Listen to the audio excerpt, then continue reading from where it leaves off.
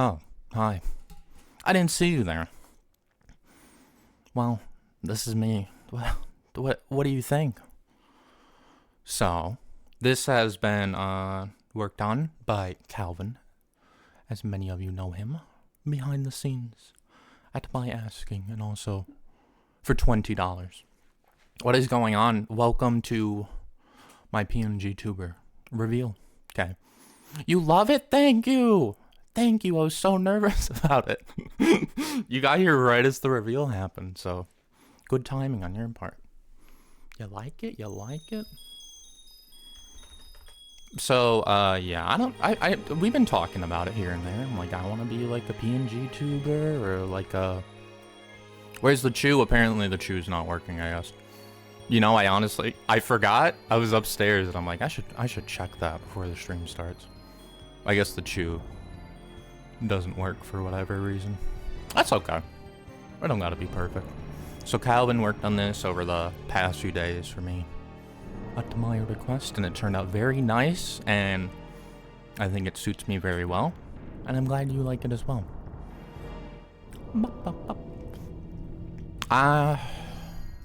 Let's go in the corner. Let's go in the corner. Your chew animation will be restored at some point or another. We will work on it. You know we will work on it. Don't fucking rip off your skin! We need that. Fuck. Fuck, dude. Oops.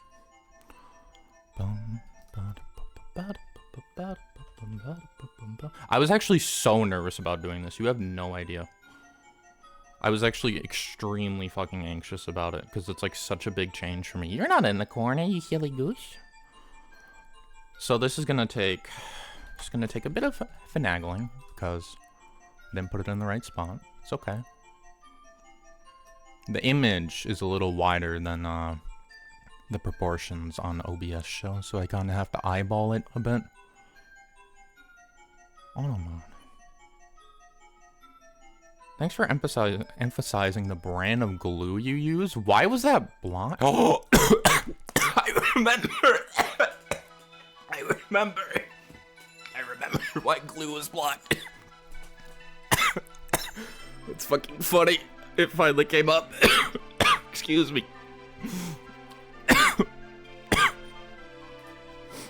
How is this looking? Oopsies. Forgot to do that. Nope, I'm still too high up. Oh, my torso, it's been severed in half. Fuck. Bear with me.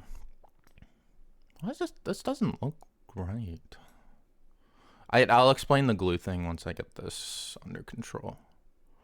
A PNGtuber, yes, very correct. Why did I turn into that one guy? Peter Lore, that's his name. I actually know his name off the top of my head because I think I looked it up last time I was thinking about Peter Lore. Hello, Void. Welcome to the stream. It doesn't blink. Look, we got a few kinks we gotta work out. Okay. I also considered the blinking thing, but like, as someone who's kind of a perfectionist, I'm trying to let go of that fucking part of myself. Yes, no. The crayon is a little much. I don't think the crayon's a little much. I like the crayon. It does shake, but I think I can adjust those settings. But for for now, I like the shake. I enjoyed the shake when I was talking from when I was testing it a little. Excuse me. This is off to a great fucking start. What the fuck? Can you imagine I reveal my PNGtuber and then I fucking die? I choke to death. I'm part of an almond. That would be the craziest fucking thing ever. It looks like it's all lined up now. I have it like open on my laptop, you know? And I'm like fucking looking at it. The crayon is red in the lore. The crayon is red in the lore. Peter Lore. I'm doing okay. I'm breathing. Actually, Kay, it's funny that well, Kay didn't ask, but Void asked if I was okay. Kay, you missed it. I was sick like 3 days ago. I like woke up. I was like super shaky. I like felt so ill, and I'm like, oh, I probably just need to eat. I go I make like some oatmeal with like raisins and almonds and stuff mixed in. I take like a quarter bite, I immediately get up and I throw up like 3 fucking times in a row. And then I'm stuck, like just laying around watching like cable TV. This is like the funniest fucking music to tell this story to. And then for like 3 days ago, and then a good chunk of yesterday. I guess it would be 2 days ago and then a good chunk of yesterday, right? I was fine today. I can't count. I can eat crayons though. And yeah, but now I'm okay. And I was like, wait, I'm like, Kay will show up and wish me well. Yesterday, I streamed super fucking late. Just kidding. So we're here doing something different. And that is, I'm going to be looking through my little planner where I write down everything I fucking consume. Like an absolute maniac. No shit. Oh my god. I forgot. You know what? There's one more thing that I wanted to test. Of course I fucking forget, like, everything. Before, I need you to know I was actually, like, so nervous about how this was going to go. I thought, like, the reception would be like, oh, or something. Because I was just, I don't know, I get in my own head. Get out of me head. Kirby, I love you. You're actually kind of pissing me off right now because I can't think. You're too, like, fucking goofy.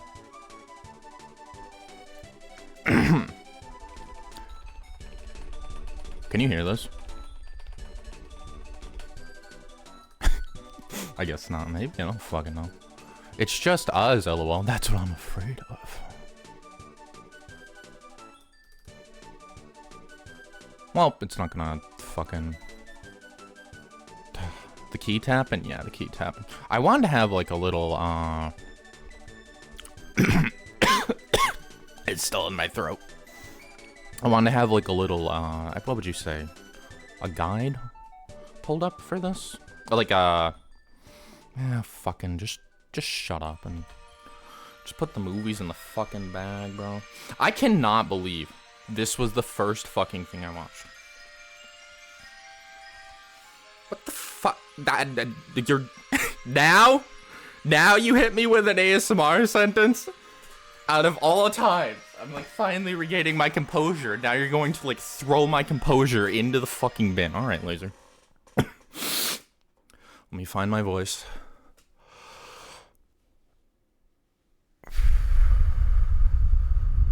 All right, you asked for this. Hang on, I'm being kidnapped. And they're taking me to Canada. And I don't want to go to Canada because of the cold. And after what the Canadians did to me last time. What the fuck does that mean? What does that mean? After what the Canadians did to me last time? That's scary. Why would you say that? What is the implication there? What the fuck? What the fuck? I don't understand. Is there something to understand? Don't fucking... You are...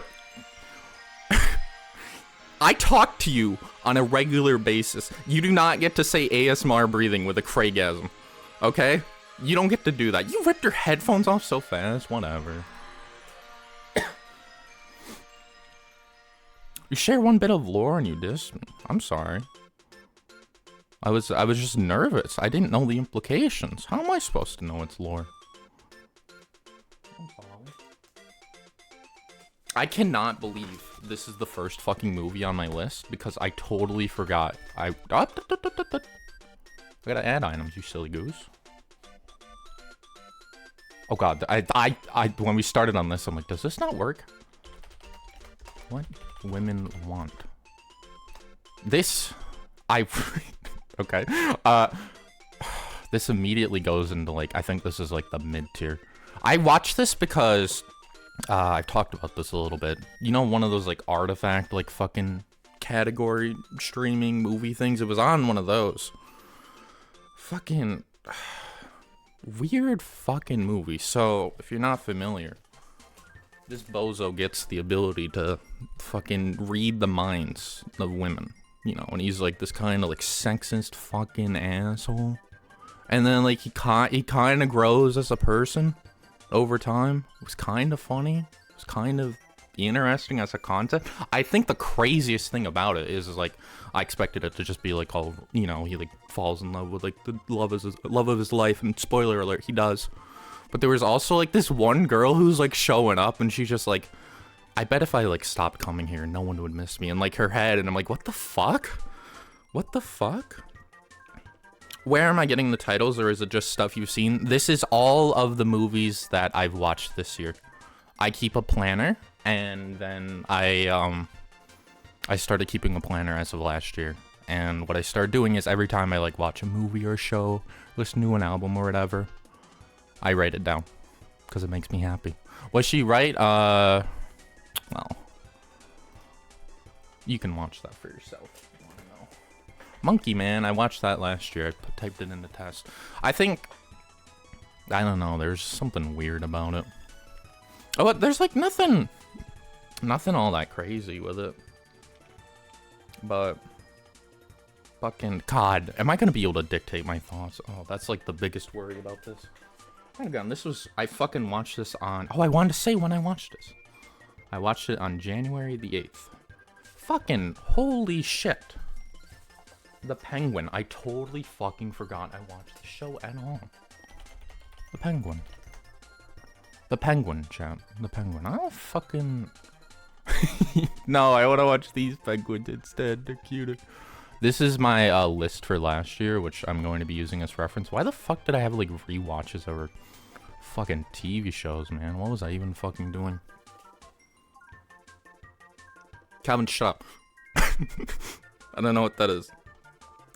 Over the Garden Wall? Yeah, that was a rewatch for me. Oopsies. Not this one. That from fucking last year. Good show. I made Calvin watch it because he hadn't seen it before. The Penguin. Real interesting, like, mob show, I guess. More depth to the characters than I thought there would be going into it. You kind of, I guess with all, like, this DC and Marvel shit, expect it to be, like, lower baseline, you know, for standards.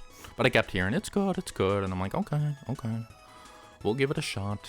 And I gave it a shot. And pretty interesting show. I think some of the bigger plot points are a little predictable. But some of the smaller ones aren't. And some of the stuff in this show is, like, surprisingly fucked up. And, like, sad. And, like, this really, like, personal family way that I can't, like, fucking get into without spoiling anything. I think it's worth a shot if you're like a fan of like Sopranos sort of thing, any sort of crime show, that sort of thing. And also Penguin. I have to make aforemention to her. She was number one, a really good actor in this. Number two, she was really hot. Look, I just gotta put that on the table for honesty. There's like this one part where she's wearing like this red scarf, and I'm like, oh my goodness, oh my gracious. I watched like every fucking episode of this in like the span of 3 days. That's actually crazy for me. And there was like 10, 8. TMI. That is not TMI. That's TMI to you? That I said she looks attractive in a scarf? That's not TMI. That is not TMI. Man, if you knew like some of the shit other streamers say. Oh my god. Dude, TMI, is she a baddie? Plus 1 to Calvin. Plus 2. Dude, I forgot how fucking crazy this year. How this would be great if I could spell. Hey, Severance Season 2. You know what? You're better than this, I would say. Fucking... The first season of the show is great, but it's also a mystery box show. A good chunk of what makes a mystery box show good is, what are the answers to the mysteries, and are they interesting? So, shut up! Severance is not worse than what women want. This is the TV show category. Can you see my mouse? And this is the mid-movie category, I think. Well, it's hard to organize, all right? We'll get it all parsed out. This is why I wanted to have the little notepad doc on the side of the screen to like be like row this, row this, row this, but I can't figure it out, so fuck it. Dun, dun, dun, dun, dun, dun. Sorry, got caught up. Severance. They basically just takes everything from season 1, both kind of flips it on its head with the introduction of like new characters, environments, plot stuff, and also like keeps everything that made the first season interesting. It was very satisfying to watch. I'm so glad they were able to like land things with this show. And I'm hoping that the next season will be just as good, because it leaves off on a very interesting place. If you haven't seen this one, then you're doing yourself a disservice. It's really good. It's really fucking good. The first episode of that came out, I assume, on January 17th. I assume I fucking watched it. I didn't fucking watch a lot these early months, let me tell you. Oh, no shit. I rewatched this year? Actually, I do remember watching. Oh, we gotta go to movies because for some reason they're separate fucking tabs.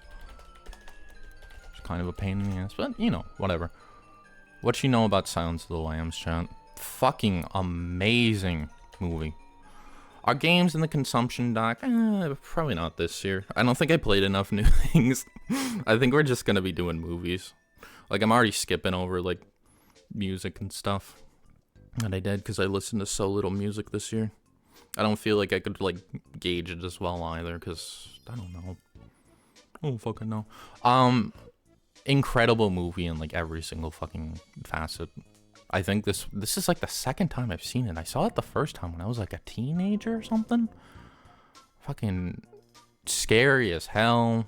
Thought-provoking. Amazing performances by like every fucking person in the book. Who's the name of the main girlie in this? Jodie Foster. She is fucking incredible in this movie. It's kind of a shame she didn't do that much after this, because she's really fucking good. Another, I honestly could see this going down as like an all-time fucking favorite movie. I need to like rewatch it though. Also, there's this one part, you probably know this quote, where fucking a certain character says, "I'm having a friend for dinner," and I don't remember what I said. I made some woke Hannibal joke to Austin, and Austin replied with like my favorite fucking thing. He's like, woke Hannibal be like, "I'm having a mutual for dinner," and I still think about that fucking shit and like laugh. It's been like near a year. I think that's like one of the fucking funniest things he's ever said. He's so real for that. We're on to February already, chat. Can you believe it? I watched Silence of the Lambs. Oh, I watched Silence of the Lambs on February 2nd. I remember going for like a cold ass walk too. It was like cozy. Just thinking about that shit. Oh my god. Oh no.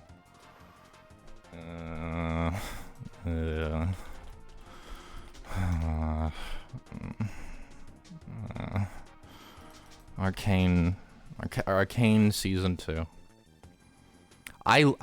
Arcane season 1 is, in my opinion, one of the most solid seasons of TV ever. It's all so solidly written, animated, directed.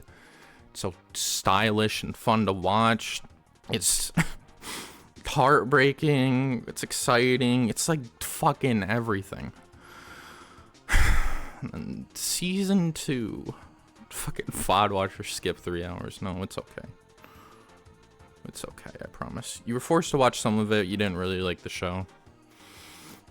It's okay. It's not for everybody, is what I will say. Well, okay. Season 2. Ends justify the means. Season 2 does like pretty much the exact opposite of everything with the writing. Everything just felt like really rushed. Characters just go off on like completely different arcs compared to like what they seem to be leading up to in season 1. There's that. Spoilers, I guess, but there's a certain character whose death is like a significant part of season 1 and the characters' reactions to that and how it affects the world around them with that death. That's a huge chunk of season 1. And it's like, you know, kind of a thread throughout the whole first season. When it gets to the second season and that character comes back into form, well, you'll have to forgive me. That rubbed me in the wrong way. No, it's not a curse of not being a knower. I don't think it's justified by like, oh, well, it was always in the lore of the game. I don't care. They could have fucking changed it or something because it's fucking stupid. It's so dumb. It's so fucking dumb. Ugh. God, and the ending, they want to devote to like this, this kind of like, you know, like, do the sisters like get back together or not thing. That's kind of been a theme throughout the whole show. And then like, fucking, God, I don't know. I don't care if they tease it in season 1. It's stupid. I fucking hated it. In my opinion, Arcane season 1 is like a 9 out of 10. Maybe even a 10 out of 10. Fucking honestly. And season 2 I fucking hate. It's like a 3 out of 10. I never want to watch it again. It made me very sad. Biggest disappointment of the year for me, probably, show-wise. Thanks, Arcane. Holy fuck. Damn, I watched a lot of shows this year. You know what? I said at the start of this year, I'm like, this is gonna be the year where I watch a lot of shows. Shogun. This was pretty fun. Like a historically set drama. It's like this dumbass white boy crashes his pirate ship in Japan. And then they like fucking take him captive. And then he's like, fucking, I have to get back to my crew. Please, I have to get back to my crew. And that's like him like the whole fucking show. Also, they boil a guy alive in a pot in like one of the first few episodes. That was pretty crazy. I feel like this song's been going fucking forever, man. Very gory, odd focus on romance that I didn't expect, but oddly nice.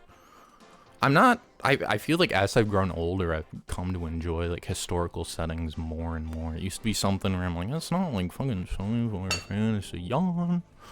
And like, look at all like this effort they've put into making like the details historically accurate and interesting. Yes. Worth the watch, I would say. I don't know if these are like pretty close for me. I don't know. It sets it like ends setting itself up for another season that I think I'm interested. Hold on, what was that name? Feminist Bootstrap L was that bot's name. That is a wild name. That's an incredible fucking name. Wow.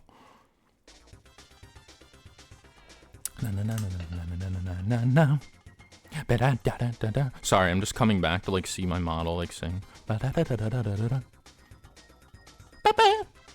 it's all out of sync because it's my fucking video, man. That's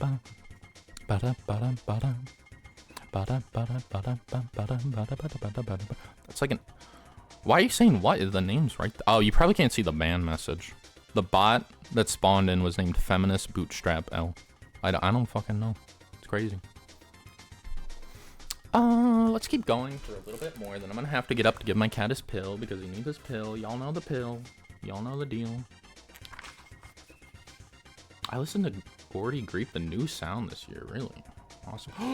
Oh yeah. What's really fun about this is that like I've been like remembering stuff I completely fucking forgot that I watched this year. Lost Highway. Christ. David Lynch.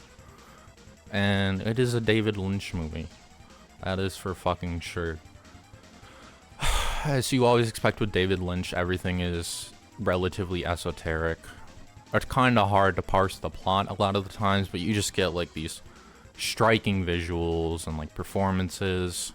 It was the kind of movie I had to like look up. This is making it very fucking chaotic to talk over.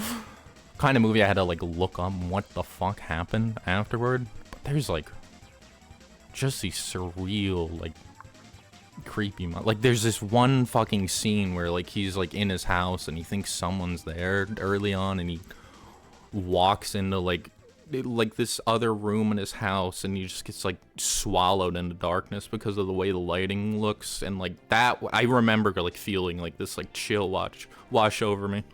And I'm like, what the fuck? What the fuck's going on here? Putting the esotericness of the plot aside, I don't think it was all that interesting to me. It's not a film I, like, find myself fucking thinking about, you know? And that's usually, for me, the sign I really enjoyed a film, is that, like, I keep finding myself going, like, god damn. You still need to finish it. It had some good elements, but you think the story was really broken up. Yeah, which is, like, intentional, you know? But something can be intentionally done away, and, like, I don't think that makes it immune to critique.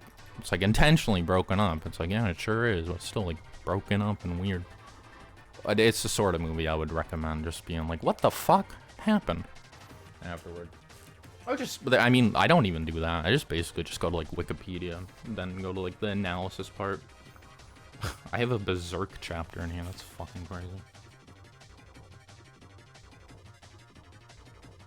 No shit. Oh my god. I beat Pokemon Legends Arceus on Wednesday, February 19th, and then I beat Legend of Zelda Breath of the Wild on Thursday, the 20th. Isn't that funny? And then I fucking watched 7 Psychopaths. Same day. I don't remember fucking shit about this. I really don't. I remember, like, some mildly funny parts in it. God, like, early this year, I was, like, really fucking tired. Did not like Eraserhead. The end left a bad taste in your mouth. I remember liking Eraserhead when I watched it, but it's been a minute. The fucking 7 Psychopaths, I don't fucking remember. I remember it's a comedy. It's funny. It's by the guy, oh, what's his fucking name? I can never fucking remember. 7 Psychopaths. What's this? It's got Christopher Walken in it, and he sounds like this. Martin McDonough. It's Irish. I don't fucking know how to say it. Who is directed In Bruges? He's directed The Banshees of Inisherin and 3 Billboards Outside Ebbing, Missouri, if you're familiar with any of those. I like In Bruges quite a fair bit. I need to fucking rewatch that shit, to be honest with you. That's a good fucking movie right there. This one, I don't fucking remember all that well. I'm just going to say it's probably better than What Women Want, because, I don't know. Is it better than What Women Want, though? I don't know. Maybe I gotta fucking rewatch. I don't fucking know. I seem to remember it less, so maybe that's a sign, but I'd like to say there were aspects of it I liked. I remember, like, a couple of scenes, like, barely. I'm, like, closing my eyes, like, super fucking hard trying to remember it. I literally don't. I know, but just, like, vibes, you know? I don't fucking know. Look, don't take the order all that seriously. You can take, like, the tiers, you know, if something's up here or if it's down here or there. You can take those seriously, but the order's always gonna kind of be, like, a little little bee. So that's just the way it's gotta be. Oh, Calvin, we finished our Elden Ring randomizer on the 26th of February. Does that feel like fucking forever ago? It's been a crazy ass year for me. Wait, oh my god! Untouchables, lol. More like the Uncrustables, because, I don't fucking... It's like some noir movie from 1987. There's, like, these guys, they're trying to take down, like, the fucking mafia. Do you know that one scene that's parodied in The Naked Gun with, like, the stroller, like, falling down the fucking steps, and it's going, like, dunk, dunk, dunk. That's what this is, like, parodying. That's what... It's a parody of this, chat. That's what it is. That happens in this movie, but, like, for real, while there's, like, a mafia shootout. That's, like, the main thing I remember from it. I don't fucking know. I just remember it being, like, one of those things I was watching because it was on a fucking Artifact stream. RIP, by the way, because nobody's fucking doing Artifact, like, movie streams anymore. And honestly, I miss just being able to throw something on. Yeah, it's like a stroller going down steps. Then there's like a mafia shootout happening. They're like waiting for him at like a train station because they know they're gonna try and escape. It's one of those movies that like has like that 80s coat of cheese on it, you know, that makes it like not age all that well, in my opinion. A lot of people say it's like the fucking classic or something, but I don't know. Maybe I'd like it more in a rewatch, but I fucking doubt it. Wasn't that like from a Russian propaganda film originally, or am I off the shits? Yeah, it's Russian propaganda film, obviously. I don't fucking know. What am I, Google? Yes, I fucking am. We're already on the march, chat. Holy shit, we're gonna get through this a lot faster, because I can't fucking think of enough to say. I will be back as quick as I can. You know what time it is. Capill. Thank you.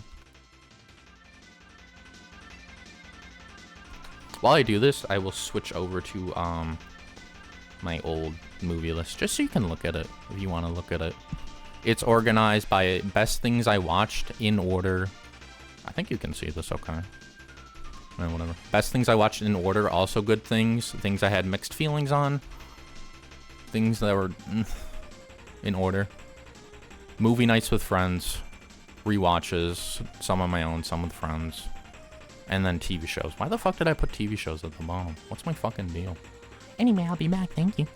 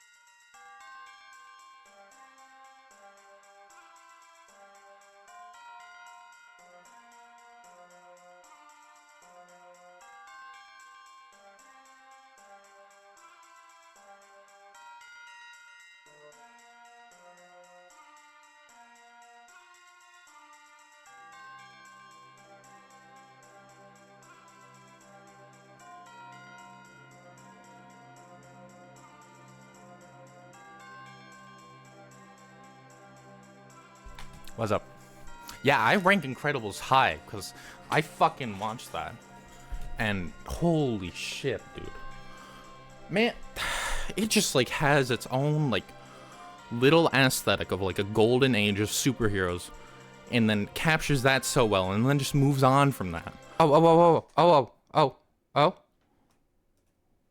Hello? Am I back? I'm back. Okay, thank God.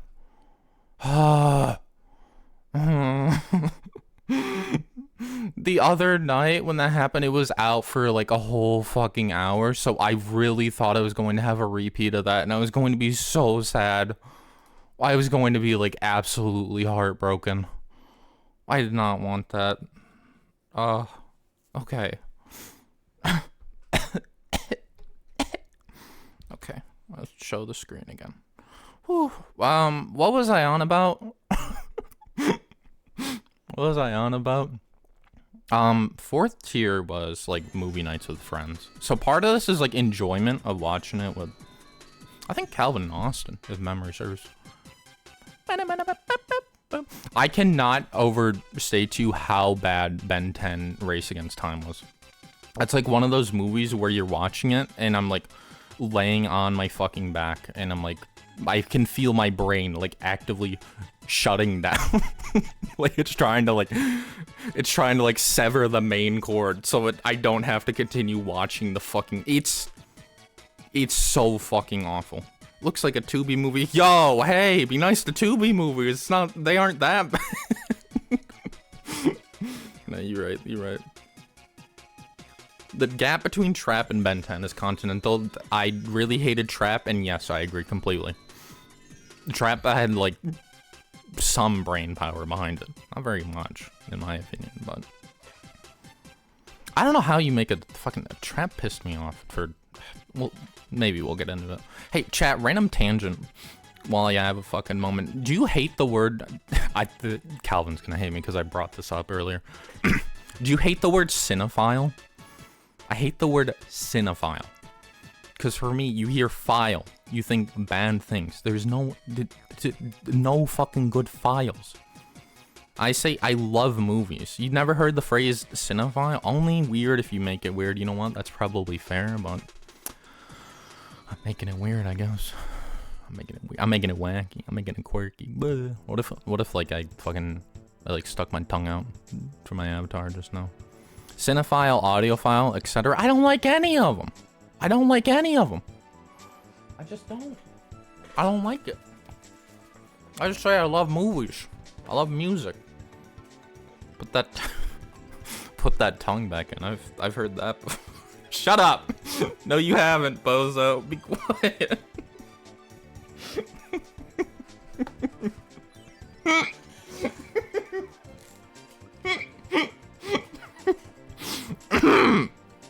Excuse me. Yeah, hit me with one of those. Hit me with the shh. Thank you. I do deserve a shh right now. Calvin and I watched this, or I rewatched this on, what was it?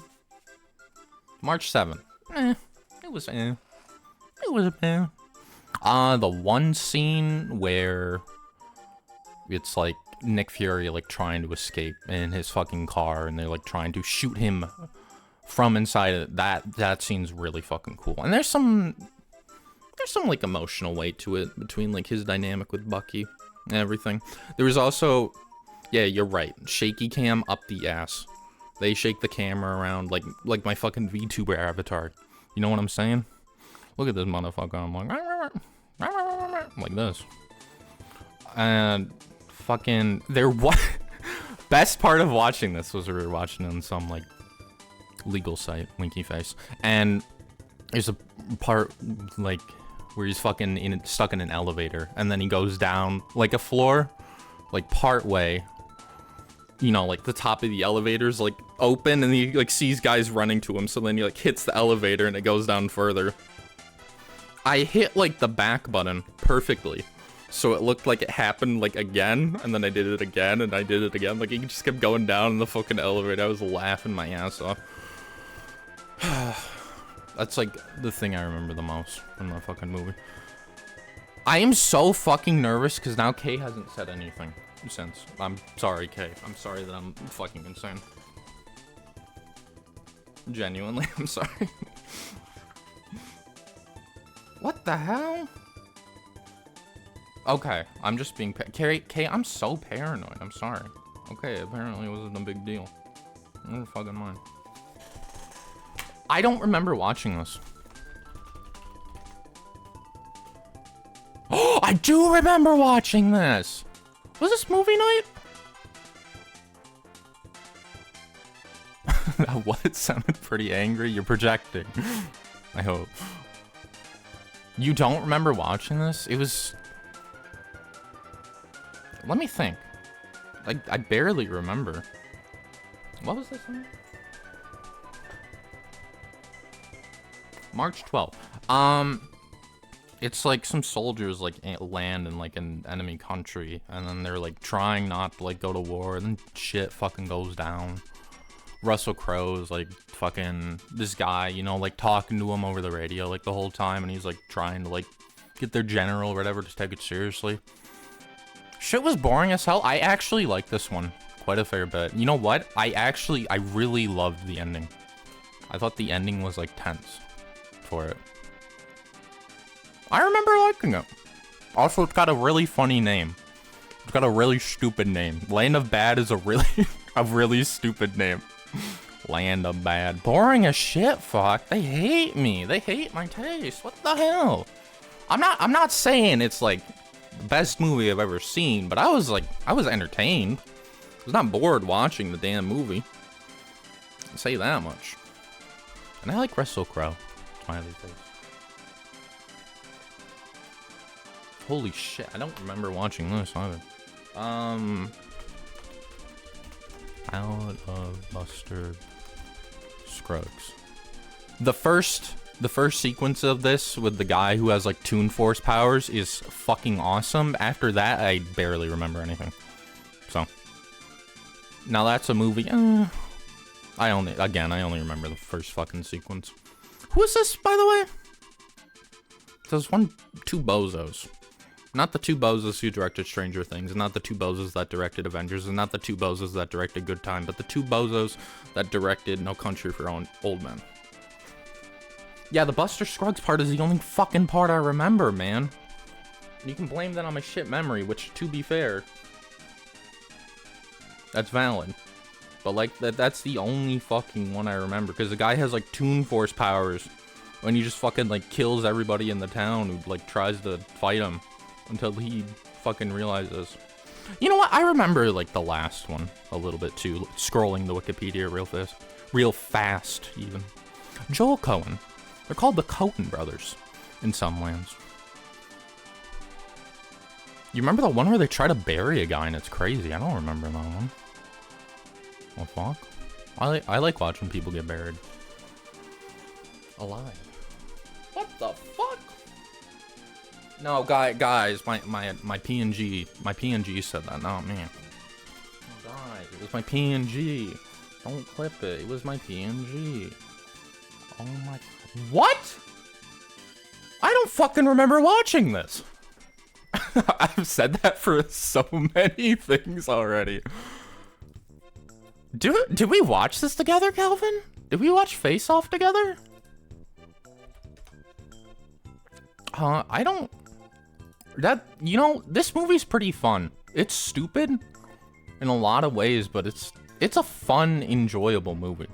Oh god, is this gonna get like real fucked up? What?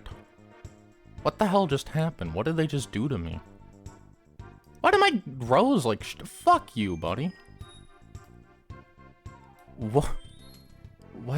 Who designed this website to do this? Oh god, like, oh no, what?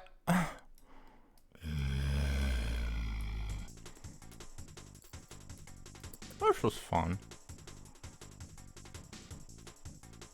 Oh god, my head hurts like trying to like reorganize where I had like all this shit. Why did they... What moron? Number 1, the marrow furnace. I will inject liquid hot metal into your fucking bones and shit. You know what I fucking mean? You know what I fucking mean? Jamie, pull up the marrow furnace. Just for fun.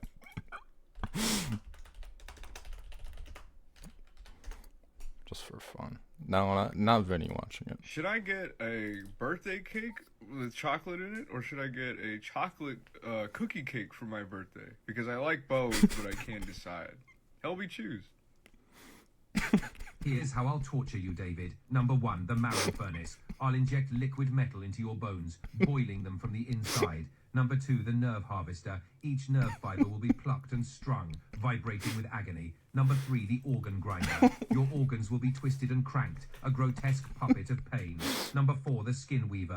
Your skin will be I like this fucking face. A living tapestry of torment. Number 5, the eyeball crucible.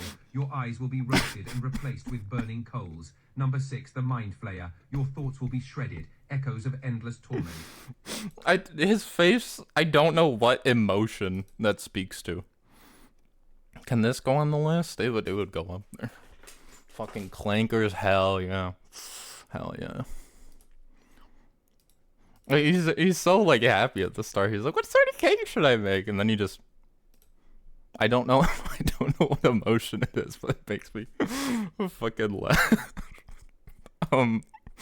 Where was I? I hope I have enough space. I probably don't, to be honest with you. Can this go on the list? If it went on the list, it would be better than Arcane Season 2.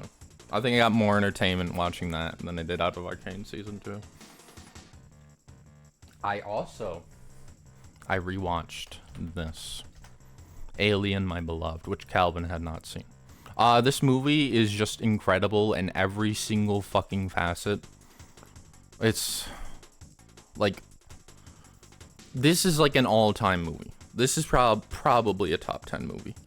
Incredible. See, when Calvin says it's a very good film, that's how you fucking know it's a very good film. Like, it looks beautiful, it's acted perfectly. The special effects for a fucking movie from 1979 are crazy. Crazy fucking good. Please watch it if you haven't. Played Rabbit and Steel on March 20th. Remember that shit, Calvin? Anybody remember? Oh my god. We watched this year? I didn't remember. There was a lot of like, I watched like so much more shit on my own like later on this year. Honestly, I had a lot of fun watching this fucking movie.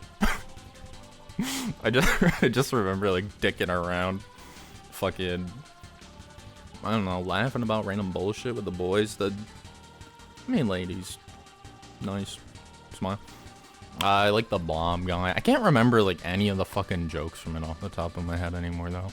Oh no, I do remember the one where like the blob, fucking, is his name Bob? It's just Bob, right?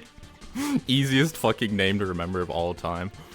He like, they're like trying to like fucking like help people, and then she's like, Bob, like fucking like pick him up, and he like fucking like picks him up, and he's about to like throw him off the fucking bridge, and she's like, no, and put him down, and he's like, oh okay. And he does like his fucking Seth Rogen ass laugh, like, you know, it's on screen. You think I can fucking see that far, bro?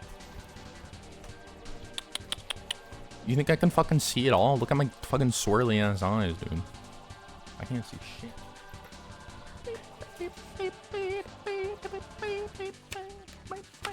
No, it doesn't keep going here.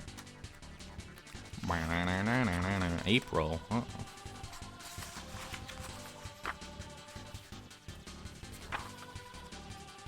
Was the first fucking thing I streamed Binding of Isaac? Are we for real? No shit. No. No, was that right, chat? Was that for real? No, but didn't... Calvin, I'm not crazy. Fuck, no. It doesn't sound right, because Monster Hunter Wilds came out, and I was streaming that, and that was in March. I guess I had... Oh, no, wait. I wrote down streamed channel. times 1 on March 4th. So I guess I was just like putting in a different fucking one. On April the 5th, they announced Kirby Air Riders along with a bunch of other games like Donkey Kong and like fucking Dusk Blood and like some other shit. Who really cares about all that? They announced Kirby Air Riders. And that made my fucking year. Holy fuck! Oh my god! I'm gonna say this for seriously half the movies on this fucking list. Jumper. Do you guys remember Jumper? You don't remember Jumper because no one fucking remembers Jumper.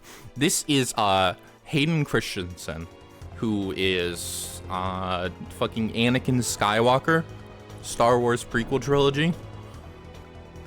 He has like the ability to just like, you know, jump. Like, you know, like I think, is it a portal thing or does he actually physically jump? I don't fucking remember. To like anywhere in the world. It's boring. But superhero stuff, you know, he's like, the one thing that I remember aesthetically about this is like he's able to, with his power, just like steal a bunch of shit and then like set up portals to like all these places in the world where he's like living. So he has like all these fucking houses just like maxed out with shit. It looked comfy. I'm like, man, I'm envious of that life. Also, he like hides out in this one place in Egypt, which you can see from a fucking poster. Spoilers. And a guy is playing Halo 3. I remember the Halo 3. It's pretty fucking boring. I'd still put it above this though, because I seem to be able to remember more of it. And you know what? I'm taking that as a sign. It's also, just seeing Hayden Christensen in anything that's not Star Wars is very surreal. I think he's like fine enough from my memory. I mentioned the Halo 3. You gotta get a few points for Halo 3. Not every movie has Halo 3 in it. This I watched on the same day, movie night with the boys. This was really good to me. I thought this was, maybe, well, I mean, half of it, you know, was like watching it with the boys. This might be like my favorite boys movie night. A bunch of fucking, if you don't know the concept of this, a bunch of like teenagers get like superpowers, like kind of like telekinesis stuff. Except the thing about being a teenager, you know, maybe you're not all that responsible. Things don't go amazing at points in that movie. Just for a movie that's PG-13, goes surprisingly like to a lot of dark places, and does so, in my opinion, pretty tastefully overall. It's tense. It's fun to watch. It's scowly. Please check out the show Misfits. You'll probably really like it. Okay, we'll watch it on stream right now. All of it.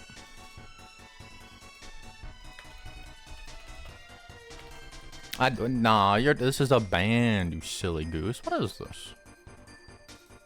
Misfits, the British sci-fi comedy drama television show that aired on E4. The sequel to E3?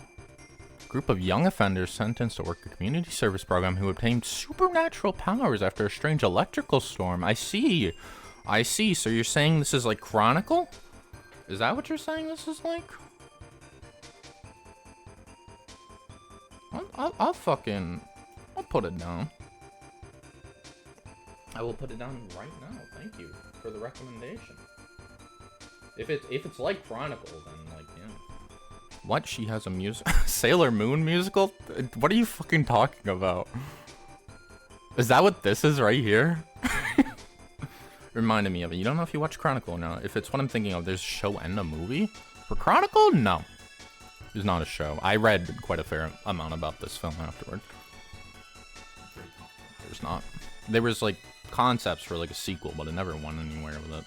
Oh my god, bro. Dude, I've watched so many movies with the boys this year. It's actually kind of insane. I kind of made Calvin like watch a good chunk of my favorite movies this year.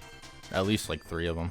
I love this movie. I can rewatch this movie like all the fucking time. Like same shit with Alien. If you haven't seen this one, I don't even know where to get. Also, if you're Australian, IMOG, and you haven't seen this one, it takes place in Australia. Pretty good movie. Yay! Yippee! Is that Alien or Aliens? It is Alien. The first. I watched Aliens this year, but I watched that on my own. Aliens is very, very good. I liked it. I didn't like it as much as Alien, I will say. But we'll get to that later when it comes up. Mad Max Fury Road, amazing practical effects. I can't stress it enough how fucking cool it is to have a movie with like a bunch of cars that are all like souped out to look apocalypse, and then they're all like blowing each other up and shit, and how like, one, it's fucking awesome. Number two, it's fucking dangerous as hell. Three, it costs so much fucking money, and four, it's so glorious. What a good fucking movie. Oh my god. And then, like, the plot, you know? Plot, very simple, straightforward, still able to sprinkle in a little bit of depth to its characters along the way, but it mostly knows that you just want action. You want more and more action. So anything in the movie is just like a stepping stone to get you to more action, and that's how you should do a good action movie, if you ask me. Action. Do you like when I say action? Action? Action? Action? Action? Action?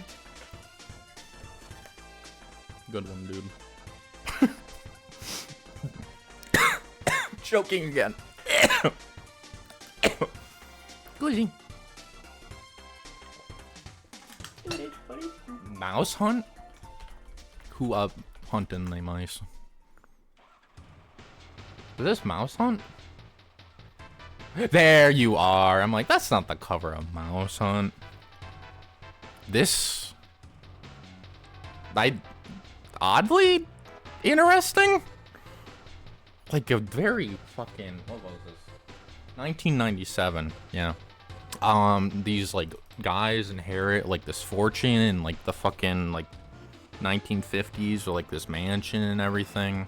And then there was a mouse, and they try to get rid of the mouse. Very cartoony, very Tom and Jerry. Oddly fun, oddly like heartwarming at certain parts as well. And I kind of fucking recommend it. This was something like I saw on Cartoon Network or something when I was a kid, and I'm like, this probably like sucks. And then we watched it together. I'm like, wait, it's kind of fucking gas, actually. We're not gonna be able to see, chat. Did I just fucking annihilate Mouse Hunt? I didn't. Okay. How far can I make this? I'm sorry, but I watched so much shit this year that these are just gonna have to be like really small. Can I zoom it in and it works? Nope, it doesn't, because it's a little piece of shit. Oh, wait. Okay, we can do opposite zoom. Yippee. Over Mad Max. Hey, hold on. No, I gotta reorganize everything. Also, the friend movie night tier is based on like enjoyment of the film, but I think more so what's important is how much I enjoyed watching it with my friends. I can say I really remember watching Awesome. Yeah, I don't know why the fuck some websites do this shit where it's like you zoom out and then it's okay. Well, I can like barely see this. Well, I guess we can just finagle back and forth. It's a good fucking movie. Let's hope this is the last time I have to reorganize these. I think 7 rows should be enough, right? Those who know. I'm missing a row, aren't I? Or do I just need to bump these down? I don't fucking know. They need to get the site in check. What are you doing, Topster 3? Mouse Hunt is the homie flick. You're so right. You're so fucking right for that. I don't even fucking remember watching this, barely. Which I've said so many goddamn times at this point. Hello? Oh. Wait a minute. Oh, hello? Fuck out of here. Shut up. Oh no, are you gonna save? I see. Thank you. No, I understand. Thank you. Please avert your eyes from the spelling mistake as well. Conclave? The most interesting PG movie I think I've seen, probably. They need a new pope. So they start a fucking conclave to get a new fucking pope. And then Some of the potential candidates are bad, some of them aren't. Some of them are good people, some of them aren't. Can you imagine the fucking church having a bad person? Crazy. Especially the Pope's fucking church. What am I fucking saying? Nah, it's a good fucking movie. I like what it brings up about, like, religion, war, gender. Covers a lot of topics like that very well. Very good acted by Ralph Fiennes. Is that who it is? Right? I ain't fucking crazy. I spelled conclave again when I fucking searched it just now, by the way. Fucking crazy. Ralph Fiennes from Grand Budapest Hotel, one of my favorite movies. Eyes emoji, those who know. I haven't found myself thinking of it as much, but I guess it was back in April. So, I don't know. Something I could maybe rewatch one of these. I really like the ending. I really like what the ending says and the message that ties into both the whole film and the world. Some people, I think, get upset about it, but I can't really elaborate on it without getting into specifics. So if you want, you can go fucking Google it if you don't fucking care. Who am I to stop you? Fucking banger alert. Oh my fucking god.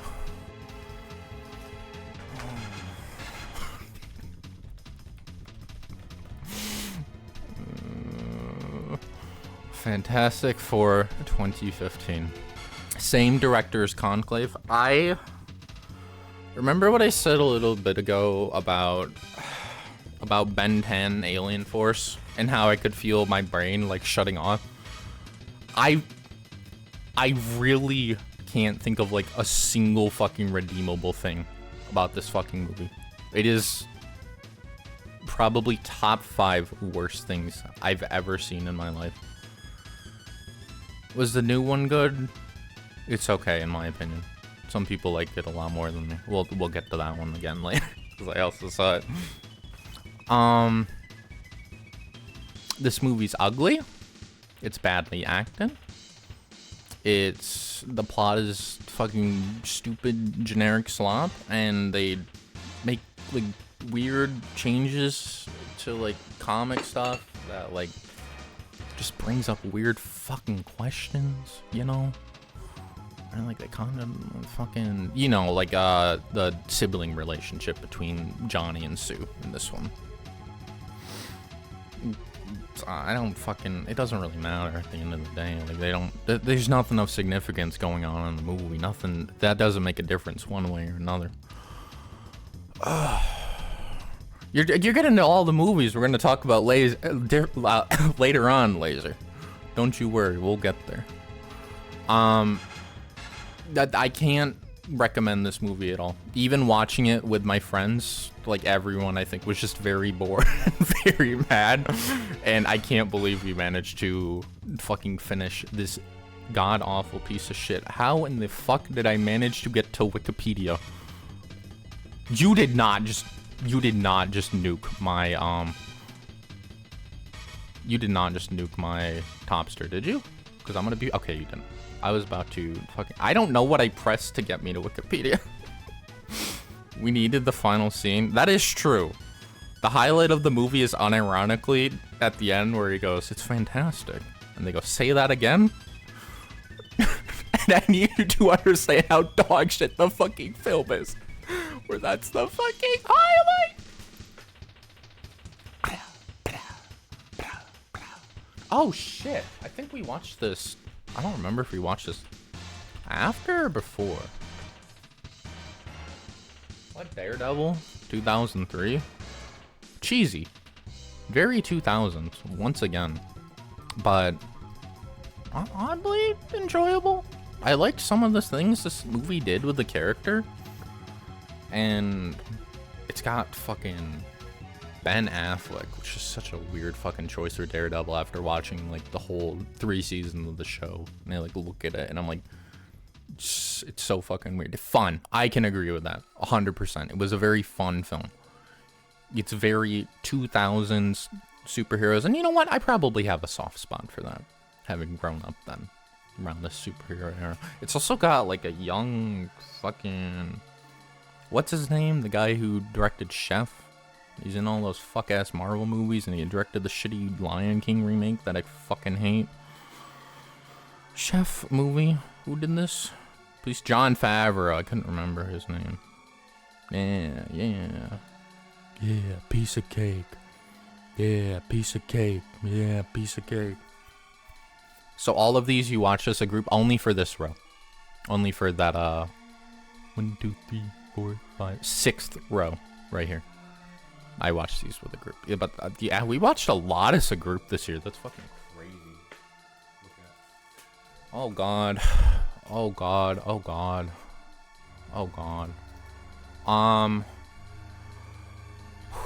This is. I wish the rows were labeled. I'm sorry, I don't fucking know how to do it. This is the one I've unironically been dreading putting up here. Okay. I gotta. No, we'll keep the music going. I like this movie. Let me start off by saying I like this movie before the pitchforks come in. I like this movie's setting. I really love all like the period accurate like clothing and sets, environments. I really. A lot of good like special effects, shit like that. I just think it takes a little too long to get to like the interesting part of the concept with fucking like hive mind vampire stuff. I'm like sitting around and I'm like, let's get to it, let's go. And I struggled to care about the characters when they're either A, cheating on someone, or B, like helping someone to cheat on someone, and like that is like the bulk of like their character. But it's sinners, I know, I get it, I know, it's still hard. I still thematically I like what it has to say about like cultural appropriation and like the kind of like how like America has like corrupted people who like came over, you know, just trying to find like a better life for themselves, and then they get like exploited and bad things fucking happen. And also there is a really unnecessary like fucking subplot with like the KKK thing tacked on. That is, there's no fucking reason for it to be in the movie. And it's only in the fucking movie as far as I'm concerned. So at the end, they have like that shot where he's like got the Tommy gun and he's going like bada, bada, bada, bada, like that. It looks really nice at some parts. There are some shots I can just like think back to like sitting in like my theater seat and just being like, damn, that shit looks fucking cool as hell. Like they're like out in the field at night and there's like that one guy escaping, like the barn all lit up at night, and like the shot comparison of like the outside and how dark it is. This is the one I probably want to talk about the most because it's like so split. It didn't mesh with me as much as I wanted it to. People love this fucking movie, and I feel like if you say anything bad about it, they grill the hell out of you for it. It's definitely better than What Women Want. Say that much. This is definitely like my mixed feelings pile. I don't think we've gotten into anything like dog shit bad yet. What am I saving down here for? Jesus, we're almost through this OST. Damn. Rewatches, I guess? Oh, I gotta eat a bite of my sandwich. Hold on. I feel kind of lightheaded as it is. I've been yapping like so hard. I should actually probably like stop for a bit and drink some water.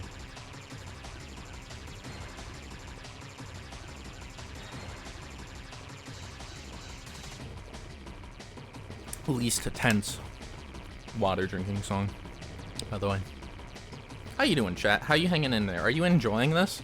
I know this is like a really different change of pace. I've never like done any sort of just chatting thing before, and I'm hoping that it's been like fun to watch. Let me know what you think so far. Is that clear on all this for me?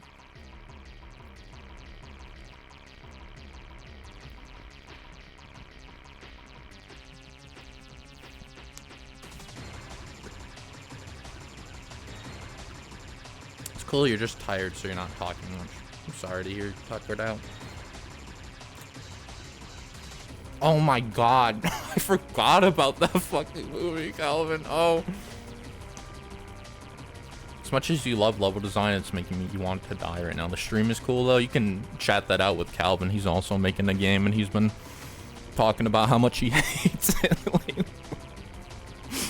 It's like that one diagram of like the cool part, making the game, and it's like the hard part, making the rest of the fucking game.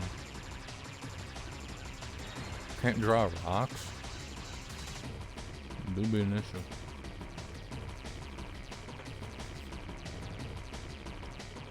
Really? Did I watch this on the same day? Huh. Oh, right. Austin and I went to go see Sinners, and then we fucking came home and watched this. Fun movie. Fun movie. Funny movie. There's the one joke about where he's like, I can't believe this. And then his dad's like, I know, son. A woman in the military, and that made me laugh my fucking ass off. What am I making? Oh, wait, you're asking him. Okay, I thought you were talking about the food. I'm like, I'm just eating like a sandwich I had sitting here. With every one of these Sonic films, I feel like they've improved on like the concept as a whole each time. And this one's probably got like the best jokes, the best plot, best characters, the best everything for me. So it's a pretty comfortable there, I would say. This kind of differs from like movie nights with friends, because they're just like me and Austin watching, I would say. So I'd put it more into like, you know, it's on like it's okay category. You know what? We're being really unfair to these two movies. They're definitely better than this shit. I'd feel comfortable putting them in the good pile, and not like the mixed feelings pile. No, you gotta go in the mixed feelings pile, but it's it's so close, honestly. It's like right there. What do I have in my sandwich? It's provolone, 2 slices of pepperoni, 2 slices of turkey on the sub bun. Thank you. Thank you for asking. I don't know, we might, what happened last time I fucking did this is like the whole time I'm going like, but like, and we just bump back and forth. I know, we're talking about the we talked about the Discord possibility last night. Don't you worry. You haven't, wait, hold on, you have an actual like game dev job? I don't think you mentioned that before. Or did I just have an ass? That's fucking crazy, lady.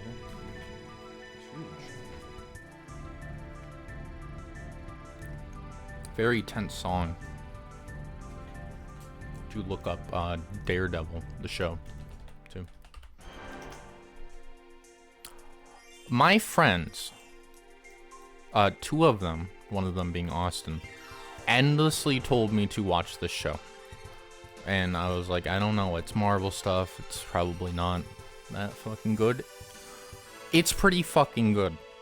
The choreography alone, I would say, is like makes the show worth watching, but there's like a surprising amount of depth to like every single character. Matt has like so much like guilt over like who he wants to be and like what he does to protect the city. And then Fisk is interesting in a lot of fucking ways, which is very vague, and that's because like my head is like kind of hurting and I'm like eating my sandwich and trying to recover my strength. Takes a bit of a dip in season 2, but then season 3 is the best one, so I would say it is worth watching and stomaching. If you have an interest in it, I would definitely confidently say this is probably like on my top 3-ish. Top 5. You know, I've watched so many fucking good things this year. When I like stop and I really think about it, I'm like, this is fucking crazy. Very good show. Very, very, very good show. Thank you, Daredevil. Oh, and I watched 1 episode of Daredevil Born Again. It was fucking awful, and I'm not going to watch any more of it. It's a real shame that it just imploded after 3 fucking seasons. I watched an episode of Resident Alien, I think while my back was like put out in May, and I'm not, it was so boring, I'm not even gonna fucking put it on here. I watched like a bunch of Impelled Down because my back hurt. should watch Borat. It's a great family movie, I promise. You think I don't know what Borat is, dude? Do you think kids in like elementary weren't going around going like my wife all the fucking time? Holy fuck, what a tense song to fucking if you look at that shit too. Holy fuck, this is where I started stringing sulfur. Crazy. Crazy to think about how far I've come. That was like pre-K showing up. That was like what showing up? Was it? I don't know. Surprising number of people don't know it, especially Gen Z. I think it's kind of like falling under the rug because it's, no offense, probably not that good. I know my wife, and that's like fucking it.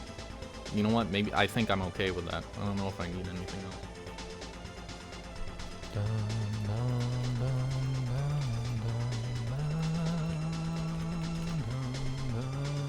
Y'all fuck with the Brave Little Toaster? I think I'm going to need 2 fucking rows for this shit. I've seen so many fucking movies with my friends this year. This is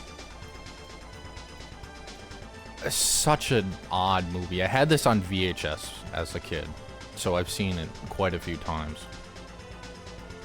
I think I fucked with Monsters vs. Aliens a bit more than Face Off. I can't say I remember Face Off all that well. I don't even know how to fucking describe it. There's like a bunch of little toys, and they've been like waiting around for like their master. They keep saying fucking master. Whole fucking movie. Master, when's the master gonna come back? You know? They've been waiting around for him, but he's all fucking grown up, dude. So they go off on like this little journey to go fucking find him.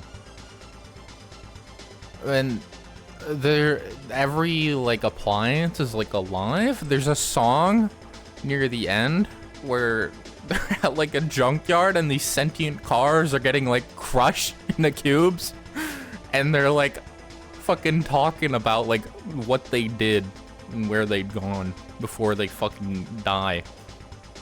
And I'm like, what the fuck were they to use an overused phrase very appropriately in this instance, what the fuck were they smoking when they made this fucking movie? Surprisingly interesting. Still not all that much more complex than a kid's film, I would say, but good friends movie. Good friends movie.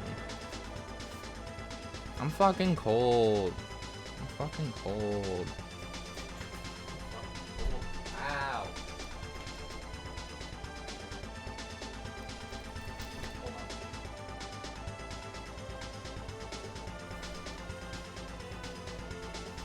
Hey. Excuse me.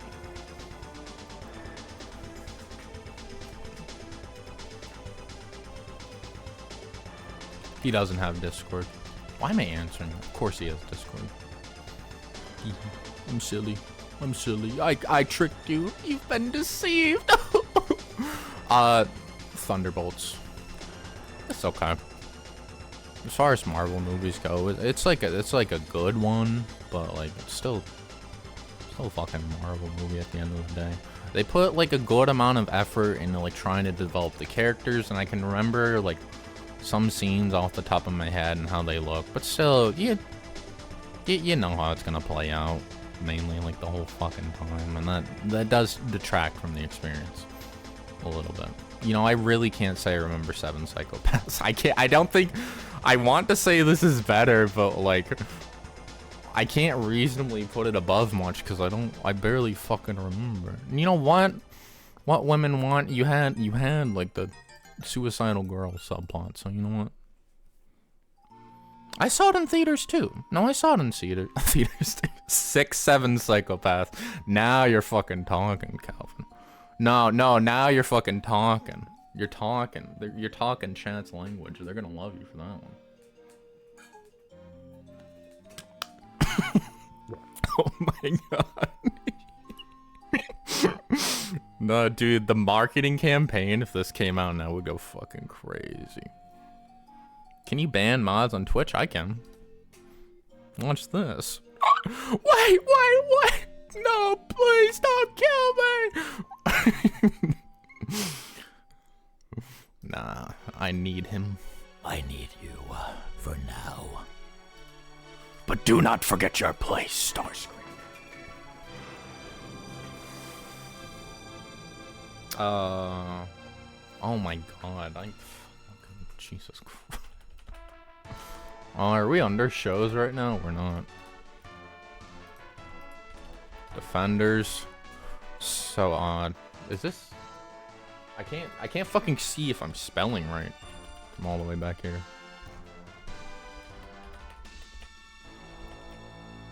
What is this? There you are. This is really fucking boring. But I only watched it so I could know what was happening in season 3 of Daredevil because it's canon to that, and you really didn't need to. Calvin didn't do it. Pretty fucking boring in like every single aspect. The most interesting things about it are the parts with Daredevil in it and the Daredevil characters. Would you believe it? The other characters are like okay, it's just I don't know who the fuck they are, dude. You know? Well, there's an obvious defender-shaped hole. Yeah, I know. We're gonna fill it in with more stuff later. You know what? You're right. There. Arcane, you can go join them. You know what? I enjoyed Defenders more than Arcane, probably.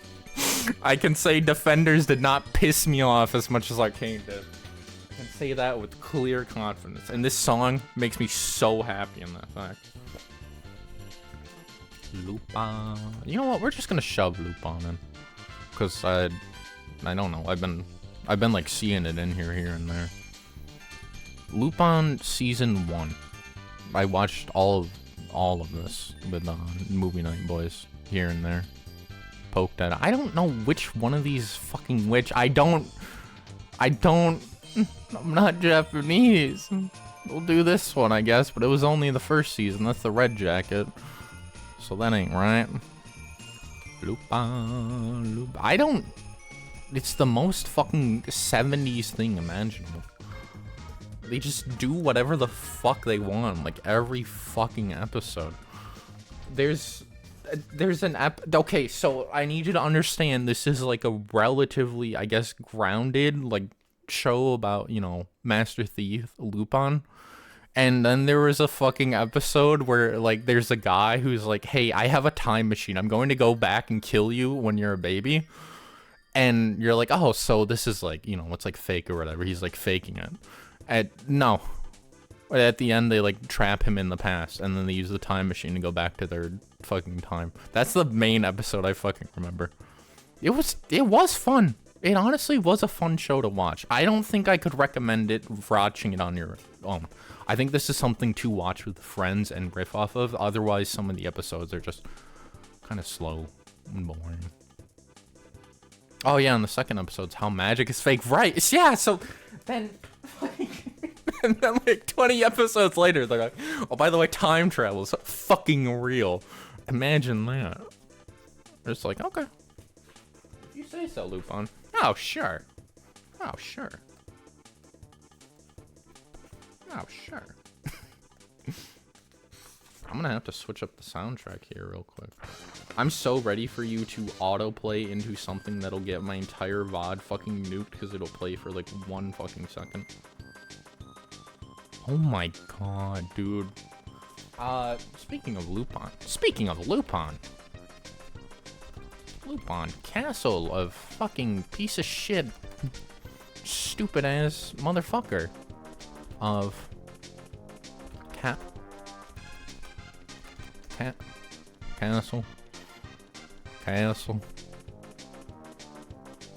Yeah, fucking movie. You're so right. Thank you. Can you tell I'm a little bit out of it, but I'm trying like really fucking hard because we've already devoted to this path, and it's like we can't stop now. There you are. Lupin III, castle of castrated cock and balls. I can't say it. This movie's really good. It's like got like Miyazaki and like a bunch of other people behind it. Even though it was like pre-Ghibli shit. And it looks really nice, and the plot's the funnest fucking spy movie, and I think it's... I probably had more... Mouse Hunt's kind of fucking crazy, actually. You know what? Mouse Hunt, you so real, honestly. I really fuck with that mouse Hunt. I really fuck with that mouse. He be turning me up and shit.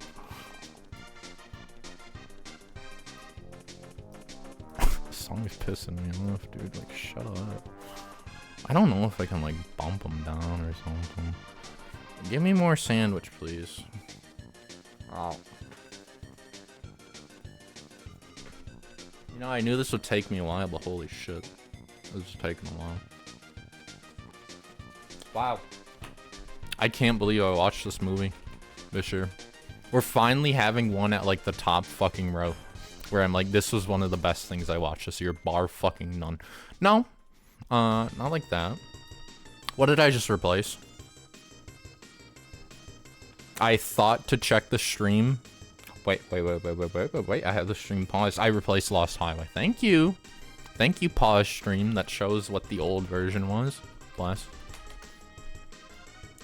Heat is an incredible fucking movie. It's incredibly shot. It's incredibly acted. Al Pacino and Robert De Niro giving like some of the best performances in like any fucking action movie ever. Very good. Very, very fucking good movie. I'm very eager to watch this one again, and I think this could easily be an all-time favorite for me. Fucking, there's a heist. It goes wrong. Things escalate from there. And more heist shenanigans. If you are a fan of any sort of fucking movie, you will enjoy this one if you haven't seen it, please. Then you're gonna go, it's 3 hours, it's 3 hours, Simon. Get over it, get over it. You've seen the Lord of the Rings extended editions, right? Fucking just pretend it's one of those. Close your eyes really hard. You've seen my streams, right? You watch those for like 3 fucking hours. You can watch Heat. It's better than my streams. I can quote me on that one. Heat is better, more entertaining than an Onyx Wisp stream for 3 hours. I think I can give it that credit. At the least. At the fucking least. This isn't my favorite thing I've watched this year, but it's up there. It's kind of like a Face-Off was like really good. I think that might be the best way to describe it. Oh, and fucking... What's his name's in it? Hold on, this is a Google for me. Oh, there's a sequel coming out, by the way. Heat 2. Based off the book, Heat 2. That was written by the director, though. Michael Mann. So maybe it'll actually be good, and he's directing the sequel, too. So, well, it might be good. It might not. I think they're still doing casting and shit for it. Val Kilmer. That's who fucking died this year. Rest in peace. And he's in that. I can tell you two are like yapping away at Discord in each other because it's gotten like super quiet over here. Go off, honestly. What the hell is this? What the fuck? So much shit where I'm like, what is this? You're only saying SMH because I called you out and I'm fucking right, aren't you? Hee. Nah, go off. I'm glad you two are getting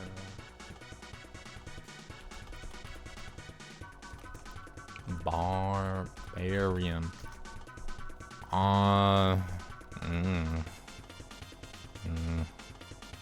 Really great concept for a movie. Someone rents like an Airbnb and then they show up and then someone else has it rented as well. And then creepy things are happening. And then halfway through, it turns into like a completely fucking other type of movie. And it just got really disappointing for me.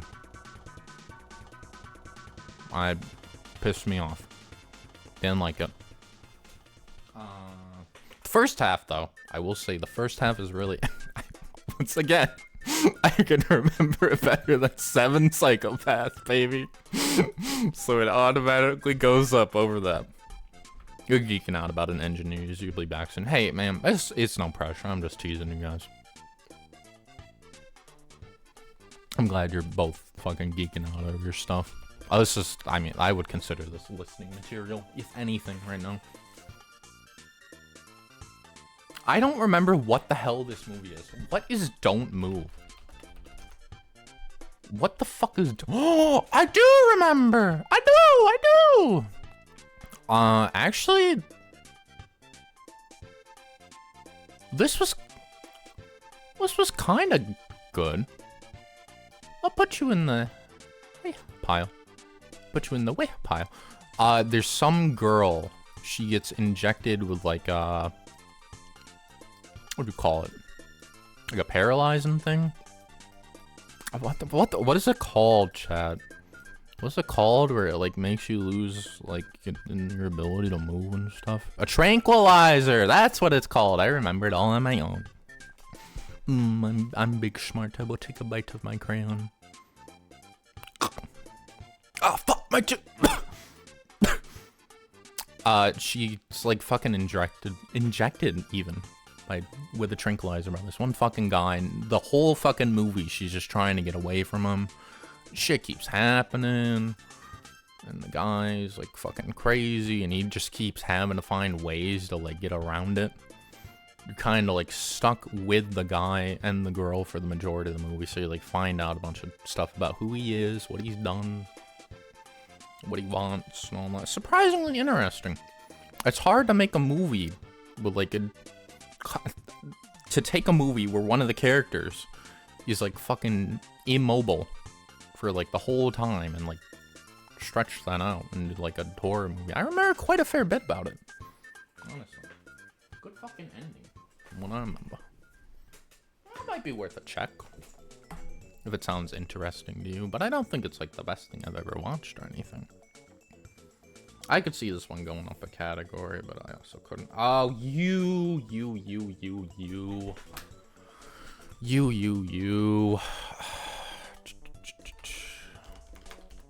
Punch Drunk Love. That's a very good poster, though. Punch Drunk Love, director Paul Thomas Anderson, who I always want to say Paul W.S. Anderson. That's the motherfucker who directed the shitty-ass Resident Evil movies. I watched this because One Battle After Another was coming out soon, and I was like, oh, well, maybe I'll like this. I didn't love it all that much. Just sadly. I don't know. So I've watched 2 other Paul Thomas Anderson movies since. Both of them I feel like clicked a lot better with me in like every single fucking aspect. For this one, I think just like comedy-wise and plot-wise, I wasn't as invested as the ones that I ended up watching later. Adam Sandler's good in it. I can still like... Something that I found really amazing about Paul's works are that like... Even though, you know, it takes place in the real world, I can like close my eyes and I just like... I can see these places. Like I can imagine like the office like he works at. It's like this little cramped place where he has like a cube in like the fucking middle of like a warehouse. There's like all these other people working at like desks around him. Like these big open garage doors. I can imagine him in like the city streets of like where the Hawaii, right, during like the festival, like them all lit up by torches. It's a very good looking movie. If you like good looking movies, it's worth a check. In fact, you might like it more than me. I could see myself rewatching this one in a few years, considering how much I loved the other 2 Paul movies that I watched that we'll get into later.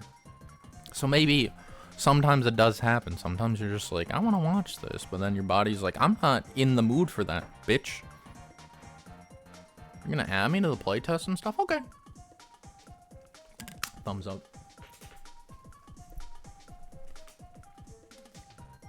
You can have, if you want, I guess. I lost my train of thought. Sorry. Is this the end of the soundtrack? There's like the club remix thing. I remember the club remix thing. Also, you don't have to apologize for interrupting. I mean, I'm just like shooting the shit half the time. If I see your comment and I don't want to read it right away, brother, I ain't gonna read it right away. Oh, we got the invincibility thing. That's kind of a banger. Listen to this for 20 seconds.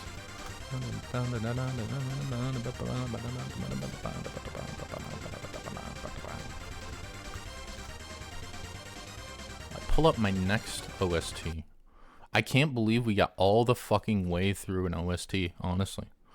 Dude, I'm yapping like fucking shit right now. Don't be loud.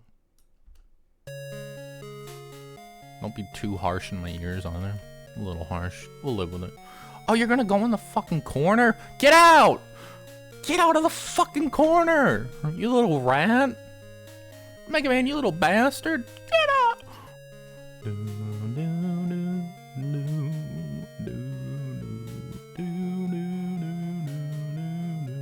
One of my favorite game soundtracks, and I never fucking beat this game because I played it on WiiWare as a kid and it kicked my fucking teeth in and I never beat a single level.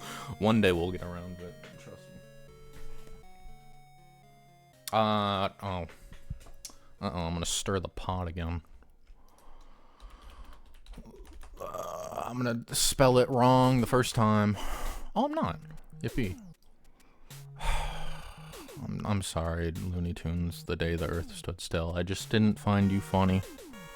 Fantastic Four, was that good? No, it's that bad. We ended up doing like 2 fucking things because I watched so many movies with my friend. Don't worry, it'll get shoved. You know what? You're right, Laser. It should be shoved all the way back there for now. It doesn't deserve to be anywhere close to fucking over by Chronicle. Get out! You're infecting the pool. The day the Earth Blew Up, a Looney Tunes movie. I just didn't find it funny. There's like 1 or 2 jokes I can kind of, I remember it better than you. I'm starting to like look at you again, and I'm like, I don't think you should be up here. Like I Barbarian, I probably enjoyed more than that. At least the first half. Did I enjoy What Women Want more than a? Yes, I think so. I think I did enjoy this more than that. I don't get it. My friend really likes this movie, but didn't gel with me. Some really nice animation. I won't deny that much. Other than that, yeah. Didn't get the hype. I don't really have much more else to say on it critically, because I don't care or I don't remember or both. I watched a ton of fucking movies. May. I every single fucking page on here is like Daredevil, because I'm watching Daredevil like every fucking day. Oh my fucking god.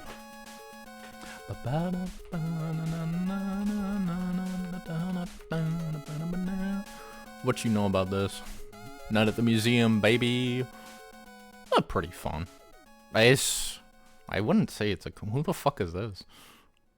Who are you? Who are you? I can't read that. I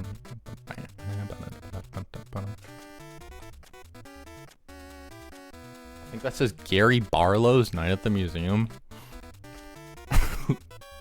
Who does bro think he is? Bro thinks he's Ben Stiller. LFAO. LFAO.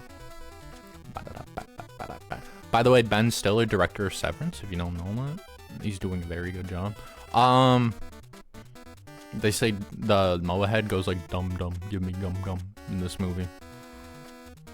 Truly, can you say anything more positive about a movie than that? You probably can if you could use your brain properly, but no, I don't.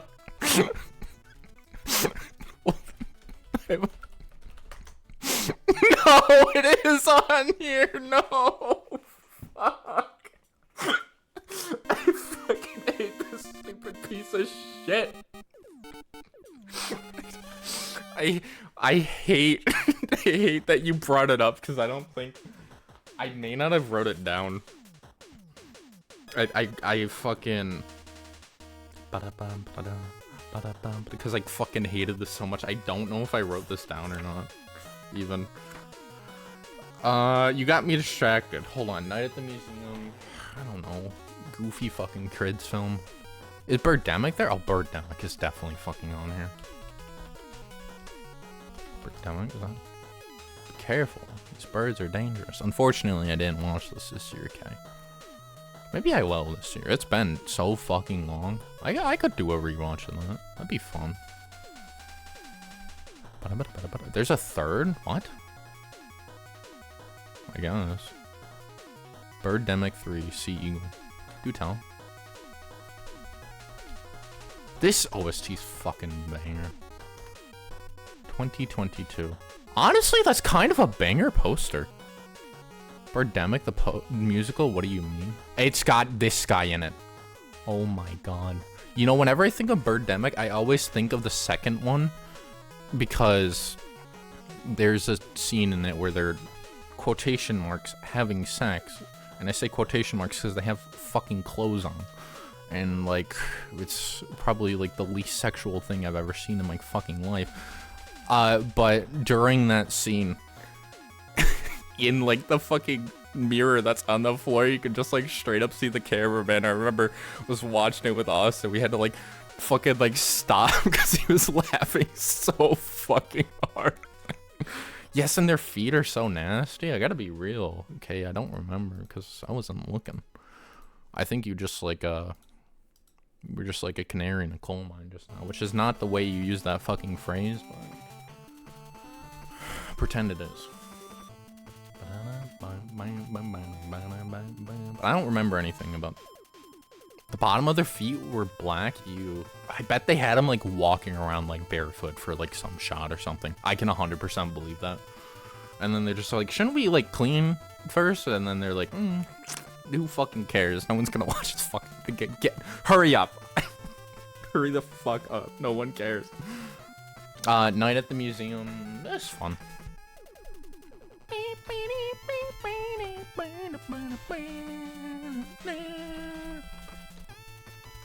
The one fucking thing I remember about watching Night at the Creation Museum is one, I got up for like 20 minutes to like make food or something and then came back while Austin and Calvin were watching this.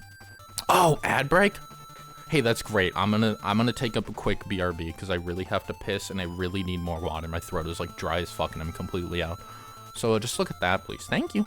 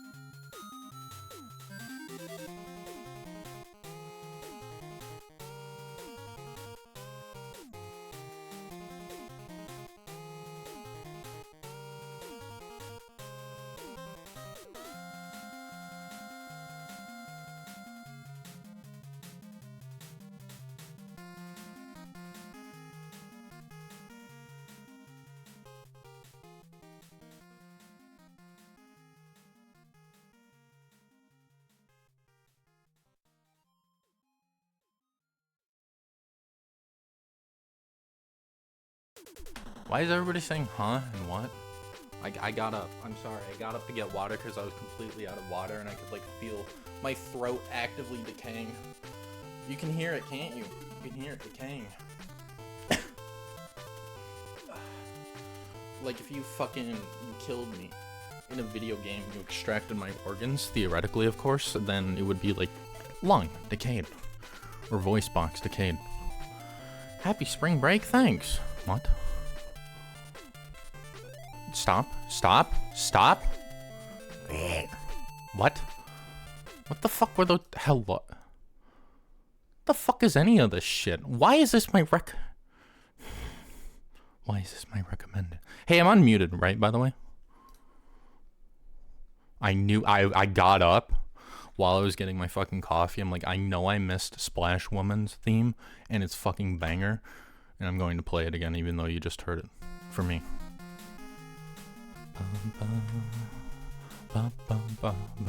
Night at the Creation Museum is like one of those films where a megachurch has like a shit ton of money, but they don't know how to make a fucking film in like the slightest, so they're just kind of like doing shit.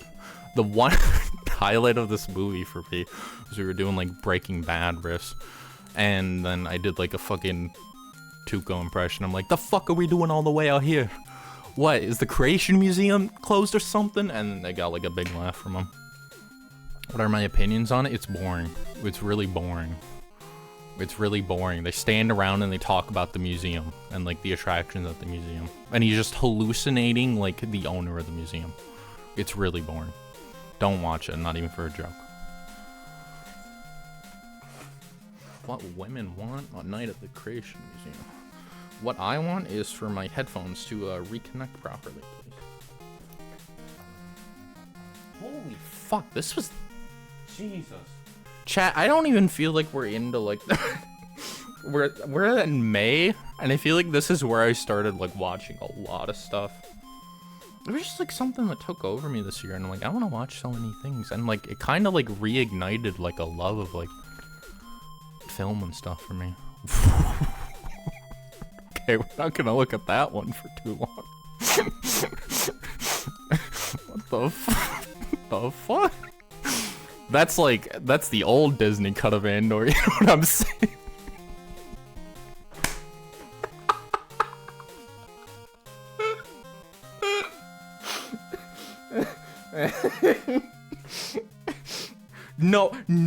Nobody fucking laughed at that. You've got to be kidding me. That's got to be like one of the fucking funniest things I've said on stream. Come on. Not a single chuckle or guffaw. I'm so hurt. These two are pretty close for me. Andor, just forget it's Star Wars. It's a show about like war, the horrors of it, the people that get like involved politically about it, and it was just an amazing like fucking second season of it. I don't even know how to like fucking go into detail about it without spoiling it. First 3 episodes are kind of eh. It's very clear they're building up to something, you know, for like the first 3 episodes, and I'm like, come on, we're waiting. I'll stick around for you, Andor. I'll wait. I'll see what you got. And I'm like, I hope the wait's worth it. It is. The wait is worth it. Watch season 1, it's amazing. Season 2 has about the same level of highs, some lows. It's okay. Very well developed characters. The show looks amazing, both in directing and all like fucking effects, CGI and practical. Good balance of both, and used very well, if you ask me. Hey Google, what was the budget per episode for Andor season 2? It's just budget for Andor season 2 is a staggering $290.9 million. So yeah, it looks pretty good. I say that's a sign something looks pretty good. Actually, no, it's usually a lot of times you don't know how to make that work. It won't look very good. Really, like my biggest hold off on watching Andor was, it's Star Wars. I don't know how much I like modern Star Wars. Do not let that hold you back from giving this one a try. It really is like one of the best shows I've probably ever watched. These three are like fighting for like the top for me, dude. I feel like Daredevil, just because of season 2, is worse than these two, but like, I don't fucking know. You know? Alright, I'm going to try and say this perfectly in one thing. The assassination of Jesse James by the coward Robert Ford. Thank you. You ever think of assassination? But I can't spell it. It's okay. Okay, yeah, you know what? Of Jesse James. What? You're full of shit. Where is it?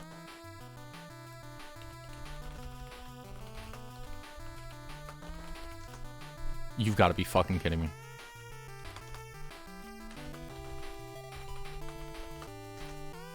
The assassination. Where is it? This is not like that obscure of a movie. The assassination of. Huh? Okay, we'll do assassin. What the fuck is Vice? What is this? What is this Vice thing right here? Is there a different name? No. It's the assassination of Jesse James by the coward Robert Ford, and I know because you say it like a dozen times, and it's like satisfying to type out a name that long. Either that or it's like fucking I don't know what. Okay, I feel like I'm crazy. It's right fucking here. What the fuck? Am I crazy? Okay, no, it's on here. We're both nuts apparently. Morty. Jesse? Did I spell Jesse wrong? Oh, I spelled it with an I, didn't I? Very good. Very good movie. Very slow movie. And it's also a movie that for me, thematically, I had to like go and be like, I don't understand what the fuck was supposed to be going on half the time. Some amazing looking fucking shots. Let's see if I can get away with this one. Let's see if I can get away with this one. Shut up. Whoever you are, shut up. Train. Can I please pause it? Just pause it. Just pause.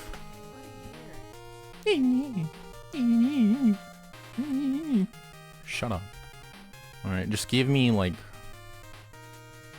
Just give me.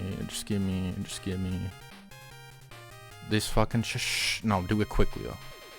Where like the lights like fucking passing through the trees and like they get like lit up by this. It looks so fucking good. It's a gorgeous movie. Again, when I was like younger, I was like, I don't want to watch like a thing that takes place in like old times because it's like old people. Brad Pitt's in it. He's really fucking good. Who's the other schmuck? Is it Paul Dano? Why the fuck am I trying to search this on my laptop? I've already looked it up like a dozen times on here. Oh, Casey Affleck. Yeah, Casey Affleck's really good. I don't remember Jeremy Renner being in this. Funny. If you like slow-paced movies that make you think, it's one for the list. I can tell you that much.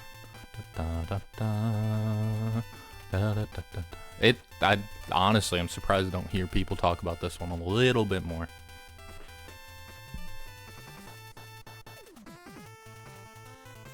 This one's still probably on the lower end for me, just because, I don't know, some parts of it do drag on a little bit. Despite it's slow pace, you know, that comes with fucking territory, but despite that, I still think there are moments where it could have been a little faster. Oh god. Who framed my mother? Who framed Roger Rabbit? It looks really nice. I mean, it's very few movies have 2D animation and live action actors mixed so well. And in fact, the amount of movies that have that sort of thing, you can probably count on one fucking hand. And this one, it do it the best. There's something missing for me with it though. I can definitely see the I feel like this is something I would have really loved as a kid, especially when Jessica Rabbit is on screen. But I don't know, plot-wise, it just was a little too aimed at children for me to be like fully like, oh, let's fucking go, I guess. Usually that's not an issue for me. I think you can balance that thing pretty well for like, you know, adult and child audiences. I think it was like almost there, but it just didn't quite hit the mark for me. All that aside, pretty damn enjoyable.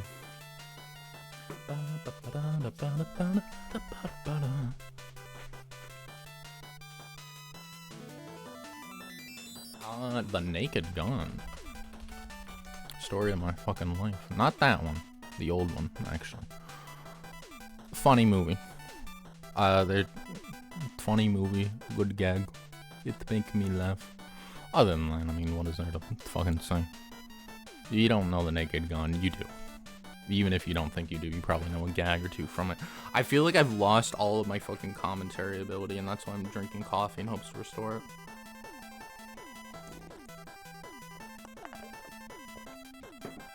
I feel like this music is kind of like freaking me out now. You're a little too high energy for me, Mega Man 9. Kind of coffee? Iced coffee, sat in my fucking fridge with a hazelnut creamer and a little bit of whipped topping. And like a kind of refrigerated cup. Do 999 music. Will this get me VOD striked? Are you sure it won't get me VOD striked? If you're 100% sure it won't get me VOD striked, I'll do it. If it does get me VOD striked, I'm going to fucking murder you. The Doom sound? It's been a while since I listened. You doubted its game? You'd be surprised. Some composers get kind of pissy for like no reason whatsoever. No, not this one. Shut the fuck up.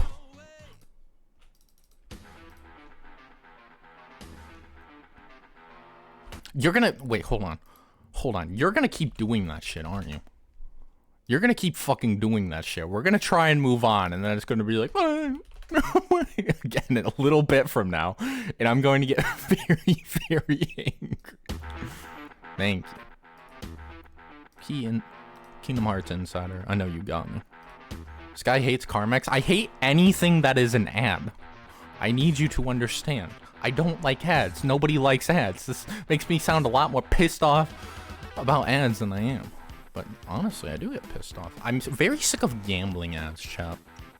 I feel like every fucking ad that I see like on TV or on Twitch is like, DraftKings Casino, let you fucking spend $1 million fucking dollars. Is that site safe? As far as I fucking know, I've downloaded off it dozens of times. That legally, of course, And they definitely have that. I mean, you should definitely import entire fucking Splatoon Order Tune OST from Japan for like $500. You should do that instead. Link. You've been using Y2 Made. It just uses YouTube, but it's all I know. Oh, you're hurting my soul, Laser. We'll get you to pirate better. Don't you worry. Use DraftKings now. We get $1 million. Hey, it's me, Kevin Hart. Did you know I'm fucking sponsored by DraftKings, and now it's going to cut over to me in like funny old makeup, and I'm sitting on the fucking slot machine, and I'll say something witty. CD guy, I know, man. I wish it was better quality. You just go here and it's okay, Ruben. I will show you. I will show you.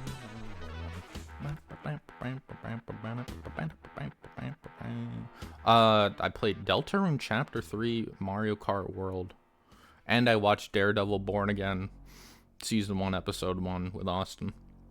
One of those things fucking sucked. It wasn't Mario Kart or Deltarune, let me tell you. fuck ass Born. I'm not even putting Born Again up there. Fuck that. Bang bang.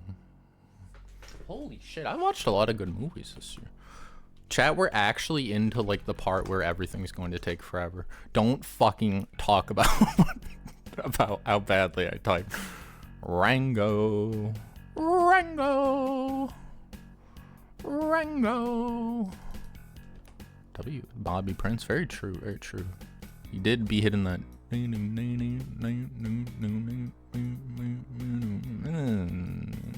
I liked it. I think the funniest part of this movie that I remember the most is when the man with no name from the Dollars trilogy shows up, and I'm like, holy shit.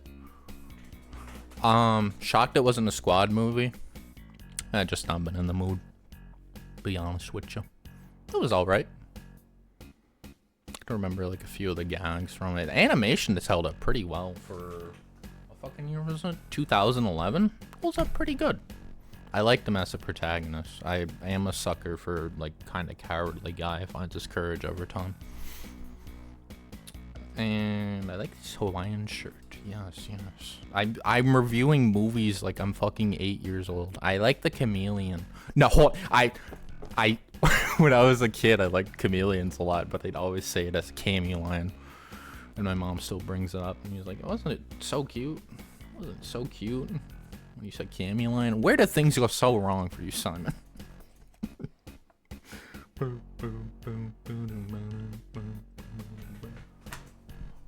Ocean's 11, Ocean's 11. Pretty fucking banger. This one, not the older one. This very fun heist movie, very high fucking cast. This probably up here. Who the fuck's in this? There's Brad Pitt. It's such a crazy ass cast. Chat, I actually have to like fucking go and read it out to you. Oceans, Aladdin, 2011. We got George Clooney, we got Julia Roberts, we got Matt Damon, we got Brad Pitt, we got fucking Andy Garcia and Bernie Mac and a couple other schmucks nobody cares about. Don Cheadle, he's okay. Matt Damon's in this? I don't fucking remember Matt Damon being in this. Oh my god, it has Casey Affleck. Young ass Casey Affleck, gotta be. This one is really fun. Very easy fucking film to watch.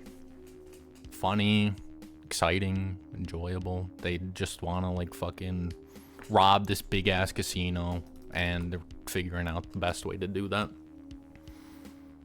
And I really like George Clooney, I'm finding out. He's very charming in that movie. Very good like protagonist guy. He's got like this lady who's at the casino that he used to have a thing with, and he's like trying to figure out what to do about that and not get distracted from the job, you know? You ever want like a simple, easy watch? That's a good thing to throw on. Unlike the next movie, 28 Days Later.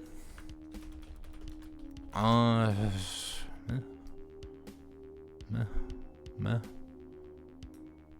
Number one, you have to watch this in like 480p, which is fucking annoying.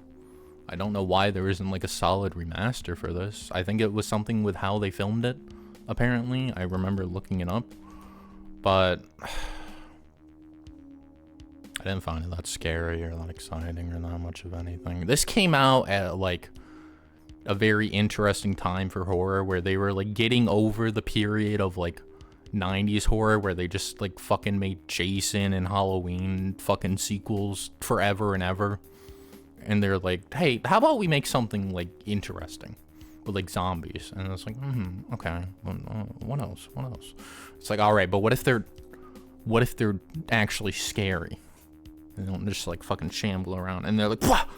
Holy shit, we got it! One more $1 billion. I probably liked it more than these. I didn't love it though. It's got a young Cillian Murphy in it. I think that is of note. Who you might know from Oppenheimer or Peaky Blinders if you're annoying. Just kidding, I haven't seen it. Don't Move. It's probably better than Don't Move. That's probably better than that. fucking know, man. I'm just dog or some shit. Holy fuck. I completely forgot I watched this. Take a shot every time I've said that. You'll be dead. Nadia. The secret blue water. Nadia, where do I even fucking start with you, man? So Nadia has some great brains behind it. We got one little Miyazaki, and then we got one little Hideaki Anno. And they're doing like an adaptation of like 2000 Leagues Under the Sea, like sci-fi shit stuff. It was really cozy and enjoyable until they got to like this one arc where like nothing is fucking happening, and it's very obvious it was outsourced because that chunk looked like ass. When it was like, what's 6 episodes out of like something like a 31 episode show, so that's a pretty big chunk. Getting through that was very tough for me, and I almost dropped the show entirely. Endings pretty satisfying, except for, spoiler alert, the one part where the girl who was like fucking 7 for the entire show ends up marrying the guy who was like 20 for the entire show, and that made me want to like tear my eyeballs out of my fucking head.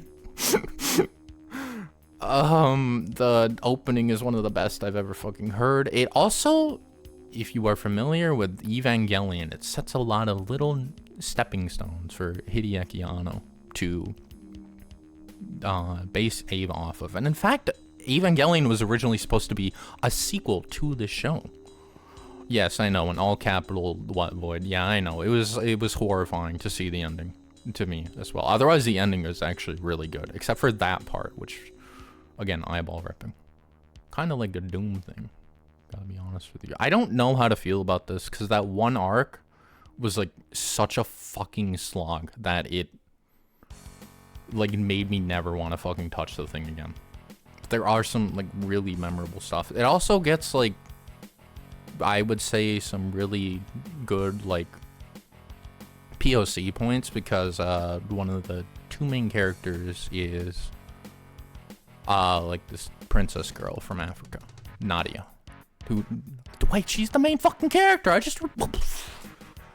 like her a lot. And I also like the main character, John, the other main character, I guess. They're both a really fun duo. Everything else revolving around that is like, you can also see like the basis for Team Rocket. There's like a 3-person like trio who like fucking works on machines, and they have like little grabby arms Team Rocket use. So that's cool. I guess, fucking, I still remember a lot of the show. There's parts of it I can recommend, but I wish it was just a little more put together. Makes me sad it isn't.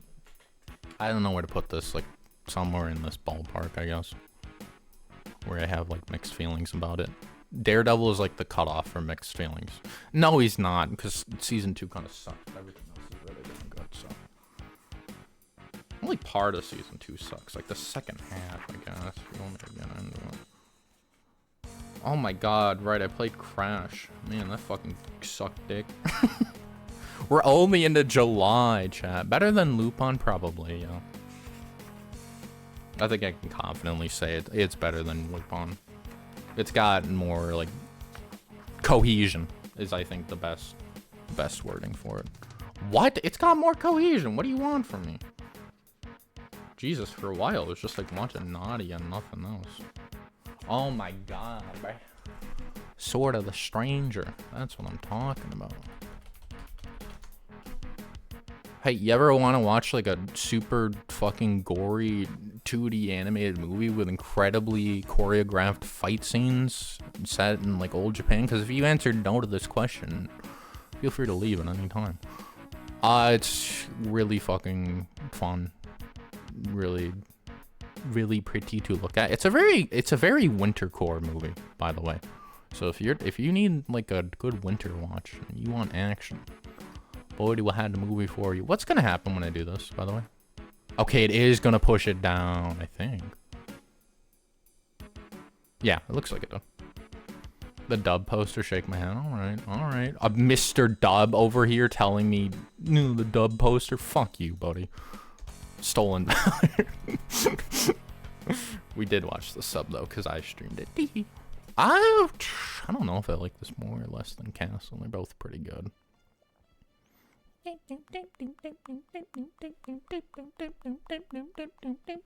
Dude, shut up. I don't fucking want to listen to this part. Where the hell are we? Oh, here. There we go.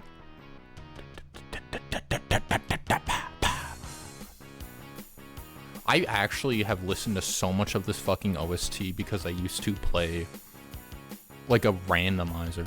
You know what? Does this still exist? Doom WAD randomizer? It's like an in-browser tool. It was like you uploaded like your .wad file, which is like the file with all the Doom maps and shit, and you were able to just like upload it, randomize it, and re-download it. I remember like doing that on like a trip to like a cabin. Did I hate Crash? No, I didn't hate Crash. It did make me very, very angry though, as you well know. I think I was too tired and I hadn't ate enough for Crash, but I was like pushing myself for no fucking reason and then I got very angry. Made for good content though. I think, is that like one of my most viewed videos on YouTube? Here, I'll show myself for a minute. Dude. No one knows what this fucking game is. Don't look at that. How does this have views? Who is viewing this shit? That's kind of is. I mean, 18 years. Not really much. Ew, don't look at the, oh god, I was so cringe. Ak9 cringe. You were so busy critiquing yourself for your own actions that you don't realize how much you've grown and changed as a person since then. LMAO. LMAO.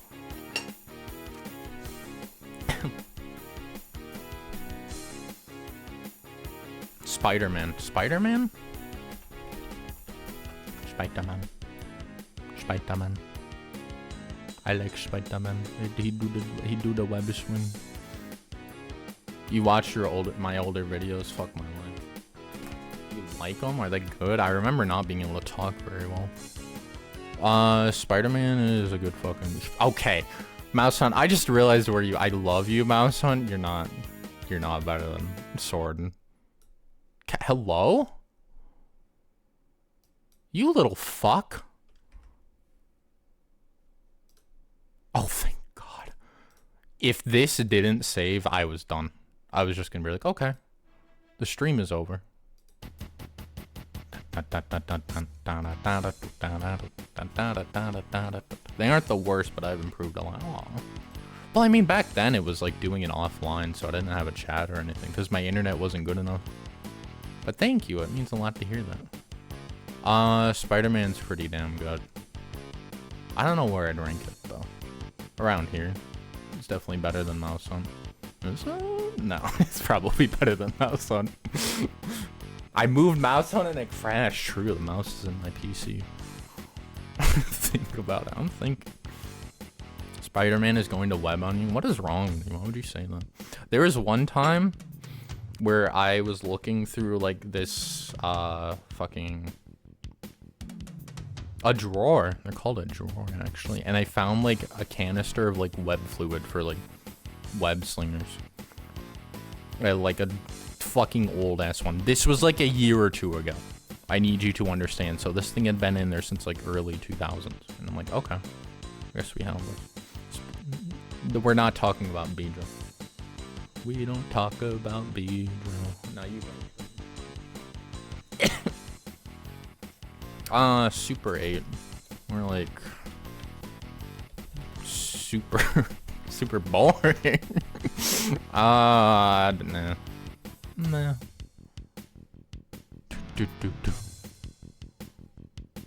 What did I just replace? Chat, what did I just replace? I lost something. I lost something just now and I don't know what it was. Does anyone know? It is part of Portal 2. I keep fucking forgetting. fuck. Not my Portal 2. I'm running into problems here. That I don't have enough fucking rows. You know what? I didn't want to do this. Whatever. No, but whatever. Wait, it didn't fuck it up this time. Can I just move a whole row at a time? That'd be so fucking convenient. So of course you can't, sucker. Maybe we'll squish it back down. Wait, why can't we just squish it back down now, bozo? I've seen too many mediocre things this year. I need like another row for it. This music does help. Okay, well we fucking okay, Sinners.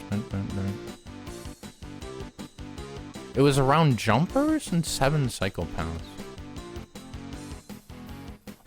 Super 8, I don't know. It's kind of like Stranger Things, except this, you motherfucker. This show just like ripped it off. That show just ripped it off like really fucking hard, honestly. But even then, I don't think Super 8 is like amazing. It's kind of cool from like the aesthetic of their kids like making a film in their small town, and then shit happens. Shit happens. Other than that, I don't know. I just didn't find it all that exciting or engaging.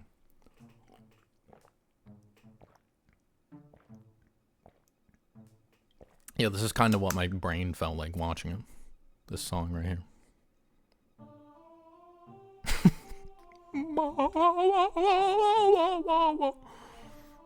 What I'm fucking saying.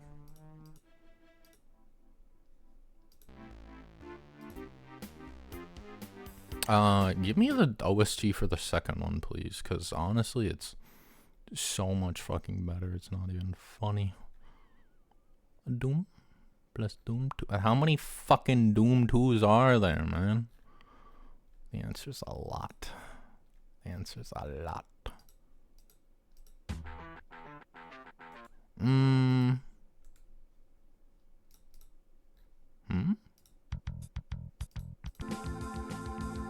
No, not quite. Unity port? What the fuck does... What the You're out of order, though. You're out of order! Why aren't you in uniform? Why am I turning into Invader Zim? Why aren't you in uniform, Gar? I don't know. I don't know. Good enough.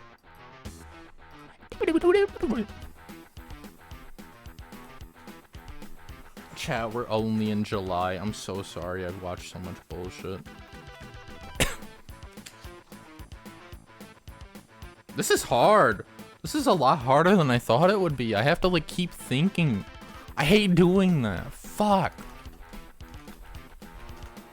I hate fucking I don't know how to spell this, Barry.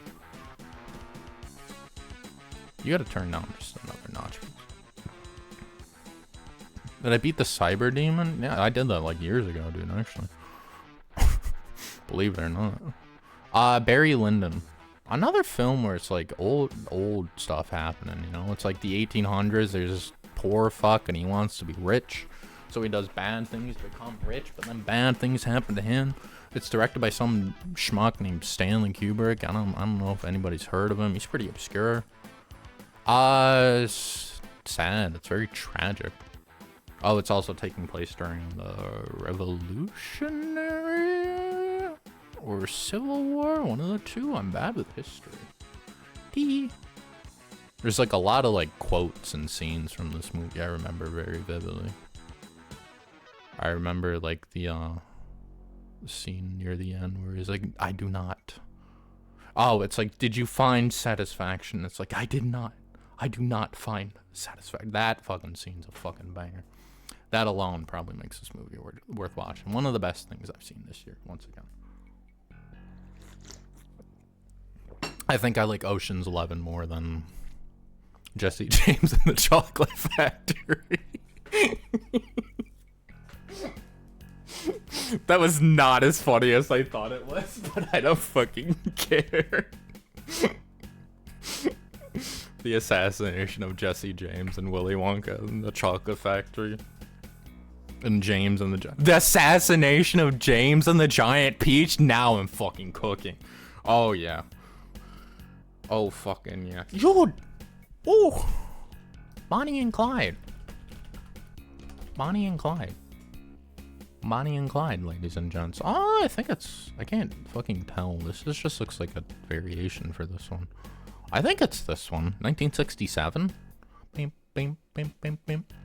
I remember this film from film history class, and we said the last scene where the symbol unicorn object unicorn. Yeah, shut the fuck up, man. I remember the scene from film history class where it's like the last scene was considered very brutal by 1967 standards because they just shoot the absolute fuck out of them. And they do indeed shoot the absolute fuck out of them. It's also got a very young Gene Wilder. Speaking of Charlie and the Chocolate Factory, holy fuck, it all comes full circle. Oh my god. Oh my god. I really wanted to have like a rewatch pile, but a lot of these I'm just putting in like movie night shit. Because I've seen this before. I don't know if I should be like putting rewatches. I don't fucking know. I make the rules, man. I like the like romance between Bonnie and Clyde, and then like, you know, they want like a better life, but they're just kind of stuck doing what they're doing, you know?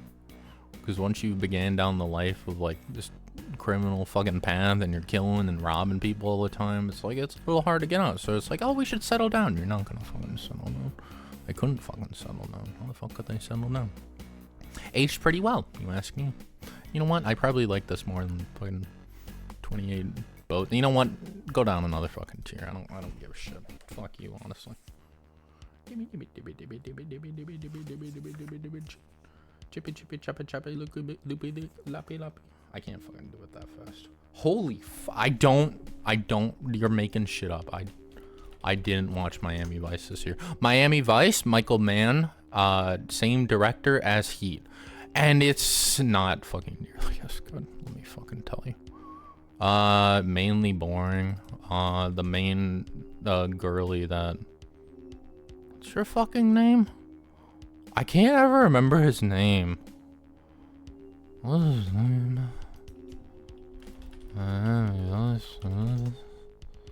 Oh no, Colin Farrell. Yeah, I should never remembered Colin Farrell's name. Can we pull up the gif of Colin Farrell standing up? Really funny. Standing from chair, and he looks like really mad about it. Why do I have Maxwell the cat as my background thingy on here? It's because we were doing something on Opera once, and then I saw add-ons and it said Maxwell the cat, and I'm like, really? Huh. I forgot he was Penguin a little because he looks so fucking different. They actually did an insane job on the makeup for him. Like, he does not look like... You can't tell me that's Colin Farrell. I can't find what I was thinking of. Like, that's fucking crazy right there. That's fucking crazy.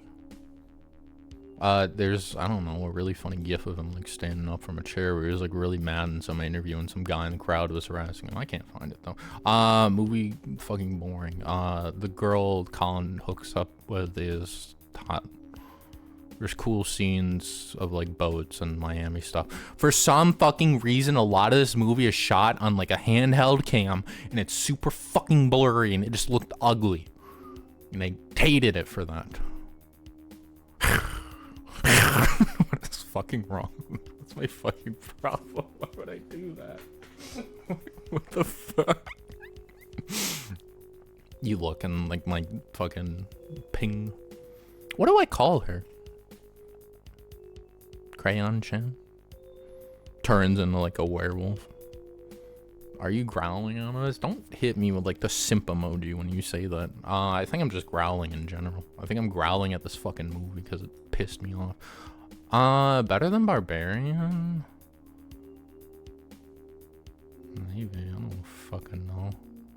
Just when I was like an hour and a half in, I was over it. She has a name, I think. Fine, you want me to look it up? Look, man, it's no diss to them. I didn't like the movie very much, so after I fucking watched it, I didn't look into anything very much.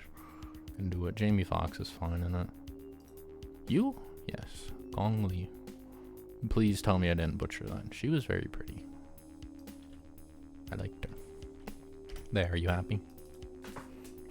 Because I am too. Because that photo of her was very... Oh, you meant Crayon Chan? True, but like... We're making it distinct. We're making it distinct, you see. Because if I say the other name, then that directly confirms that it is the other name. But if I say it's Crayon Chan, in that instance, it makes it distinct. And falls into the realm of parody. You see what I'm getting at here? She is very pretty, I agree. Not worth watching the movie for, though. I would say just skip through like some of the scenes or something. It just plot-wise was a lot more boring than Heat. And ugly. A lot worse shot. The fuck? Oh my god, Calvin. Holy fuck, I forgot I watched War of the Worlds. Night at the Creation Museum. I take back everything bad I ever said about you. This movie sucks balls. It's so boring. So stupid. It's the most obvious COVID movie of all time, and like, it's confirmed, like, it was a COVID movie, and for some reason Amazon just, like, sat on their butts with it for, like, 5 years, and then fucking put it out. It's better than that? Are you sure? I think I was more engaged. I don't know. I don't know. Maybe. It's way funnier than at the Creation Museum. You know what? That is true.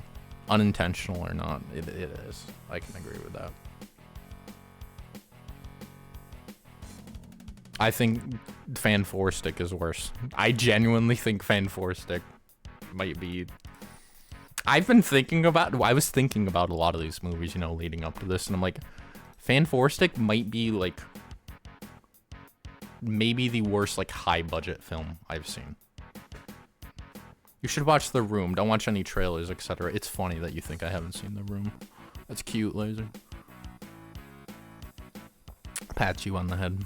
Feeds you a crayon. I'm sorry, that was fucking weird. I don't know why I fucking said all that. I don't know how old I am. Mid-20s something. Room's fun. It's a fun movie. Honestly, there's a lot, like, I find really interesting about The Room, because it's just a guy with, like, so much money who has, like, a clear vision for his film. He just doesn't know how to fucking do anything, and it's crazy. Aren't I like 24, 25? No, a little higher than that. Not too much, though. I'm going to be getting up to late 20s later this year, don't you worry. Film school ruined my interest in it. Here we fucking go. Here we go with this again. You always... Yeah, everyone talked about it. It's a funny movie, so he never wants to watch it. It's fine, man. Don't call me old. You're gonna be taking care of me in the home chat when I'm doing all this shit. I'm gonna be like, alright, I'm gonna look over my movies for the year in like 2075, and I'm gonna have this same like crusty ass planner. It'll be like all decayed, and it's like, it's okay. Holy fuck, oh my god. But like positive. Calvin's got that one? The fuck he does. You think I trust him? Paris, Texas is...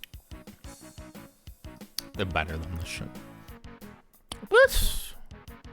A dad who's been gone for like fucking years and years and years just suddenly comes back home to his brother, the brother's wife, and the man who disappeared's estranged son. And he kind of just like goes on this weird like journey. I wouldn't even say like spiritual, but not spiritual, but how the fuck would I describe it? Theme of me trying to describe a really good movie easily off the top of my head, but I forgot I watched this one, so I didn't really think about how to describe it prior to the stream.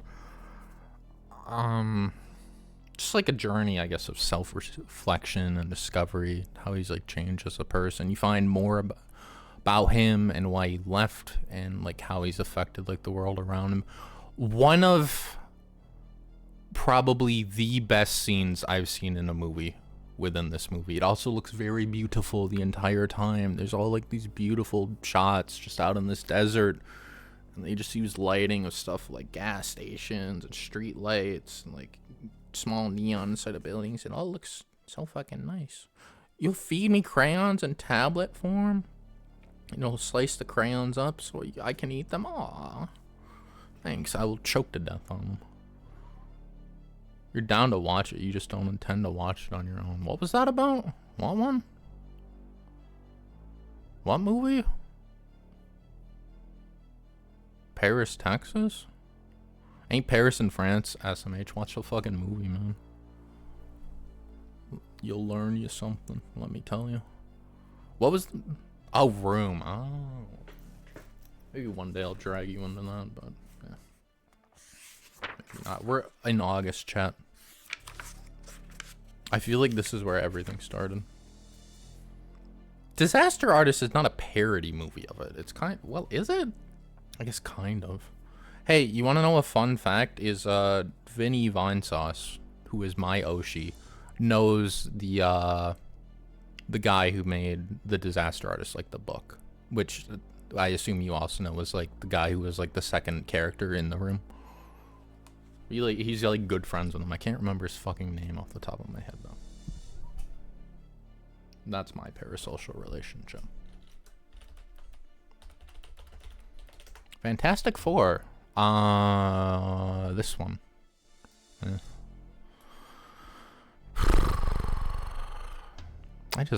don't know. Everything happens about as much as I predicted it to happen. There's like one really good scene where Galactus is like after them and they're like trying to escape in the spaceship. Other than that, it was all very by the numbers. And it has like a decent aesthetic of like this 60s thing going on that it doesn't really do anything with. And it doesn't really have a point to it being set in that era. It could have taken place in any fucking era. It wouldn't have mattered. But they marked it like it's like super cool. Or they also like, yeah, retrofuturism shit. Yeah, it's like cool, but it doesn't really add anything to the fucking movie. You know? I'm gonna put like all this effort into it like being set there, and then it could have been set in like 2025. Nothing would have fucking changed at all. Which is retro because they want the characters to be retro and they want it to set up the big multiverse thing for Avengers Doomsday. And it pissed me off. I just remember being very bored. Also, my friend had the fucking nerve to say this was on the same tier as Superman, and that pissed me off. I was about to type in Doomsday. Alien ROM. It's okay. This was directed by some fuck. Evil Dead 2013. I actually remember really liking this movie when I watched it the first time. Fede Alvarez. Yeah, let me just butcher everything. Oh, I actually really like Evil Dead. Don't Breathe's kind of mid. I watched that on my other sheet here. Alien Romulus. Okay. I don't know. I guess spoilers. It kind of goes for like a little bit of aliens, a little bit of Alien, and I think it does both. Like okay, I guess, but never quite does either well enough to where I'd be like, man, I gotta see that again. It was just okay. You were saying this because before it was coming out and we were told to trust the director for Fantastic Four. Who was the director of Fantastic Four?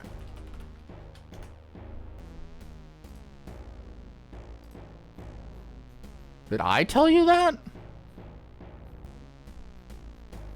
Because I don't feel like I would have told you that. Looking at this. Immediately. Shut up. Wikipedia, I actually really want to donate to you, but I don't feel like I can. Sorry. He didn't direct jack shit. I don't know why. What? Does it do any Romulus? What are you saying? Are you on crack? I don't know what you mean by that. I was talking about Romulus. Romulus is not by like someone like super notable. Are we talking about Romulus or Fantastic Four? Void's sticking her fucking tongue out at me. Ah!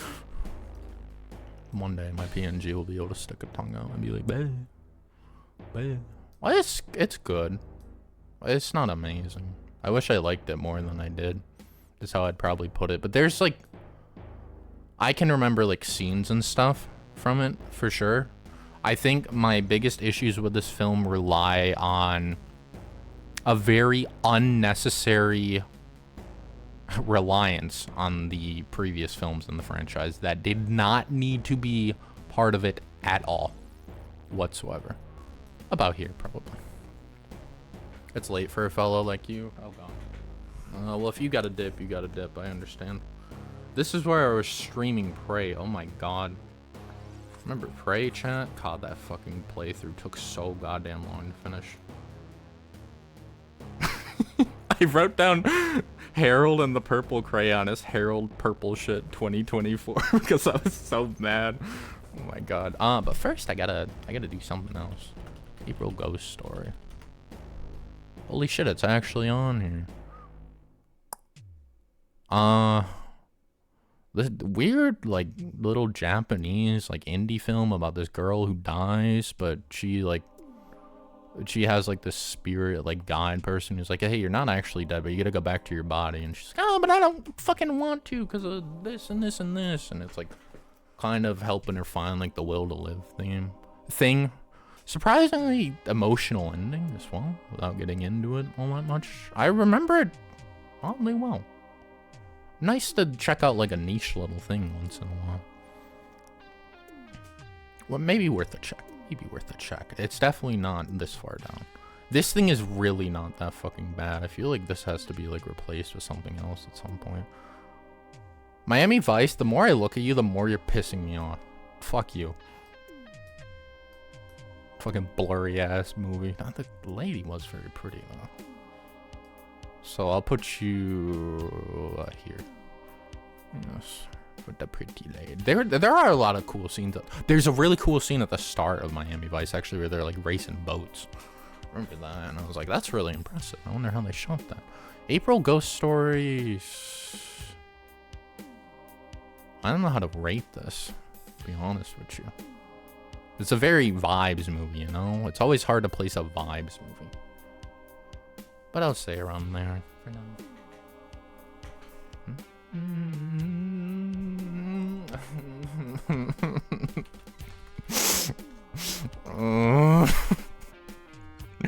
Miserable in every fucking way.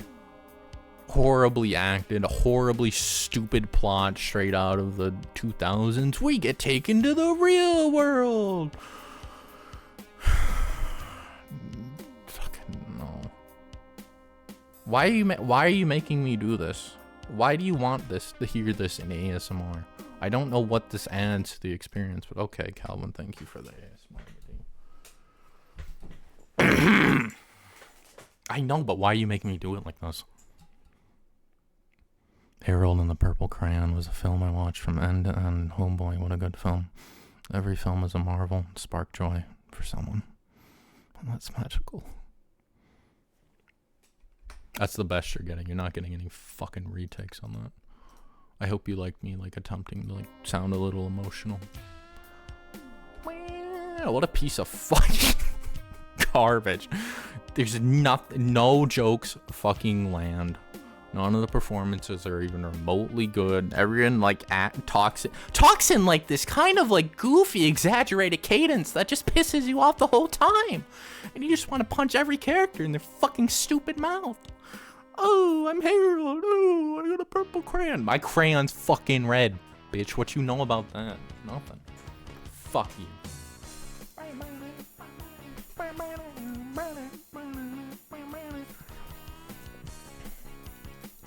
I apologize for Harold's behavior.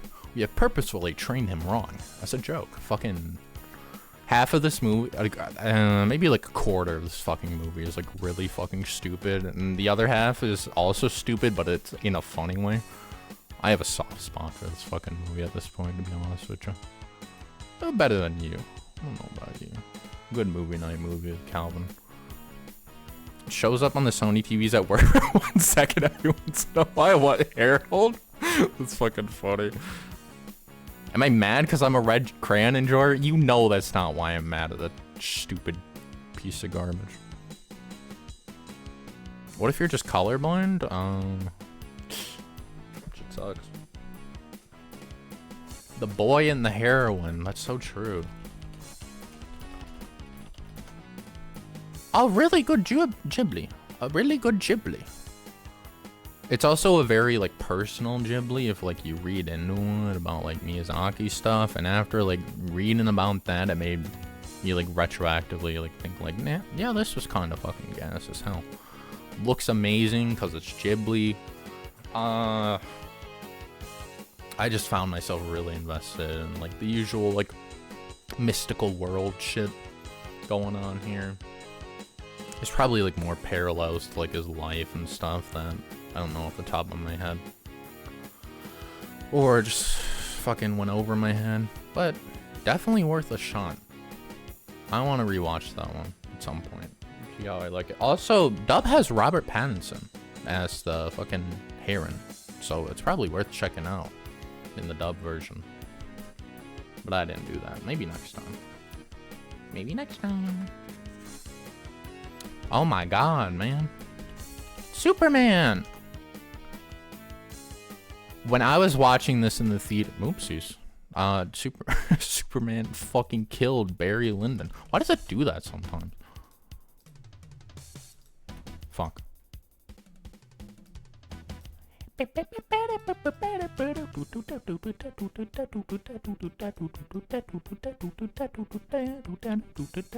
Sorry, I had to hit that shit. When I was watching Superman in theaters, I just had a big old smile on my face. It's like the opposite vibe of Harold and the Purple Crayon, where I was pissed off watching this the whole time. I was happy watching this the entire time.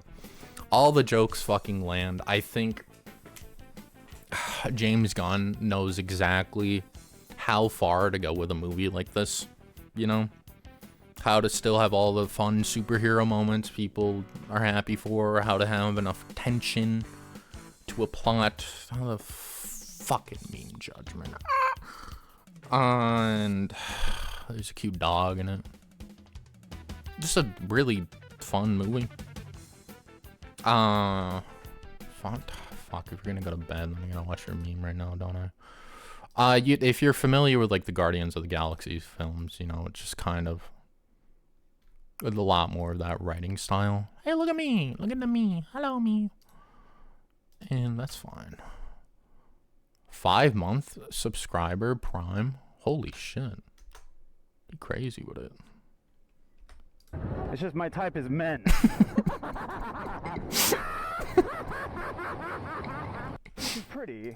I hate that it cuts off like the fucking first chunk of the video where it's like, would you want some of that? And he's like, nah.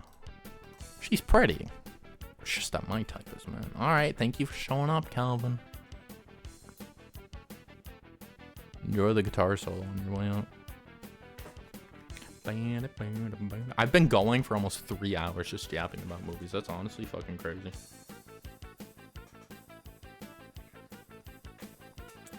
How we hanging in there, chat? I'm honestly dying a little bit. I'm really looking forward to whatever James Gunn does next, as I usually am.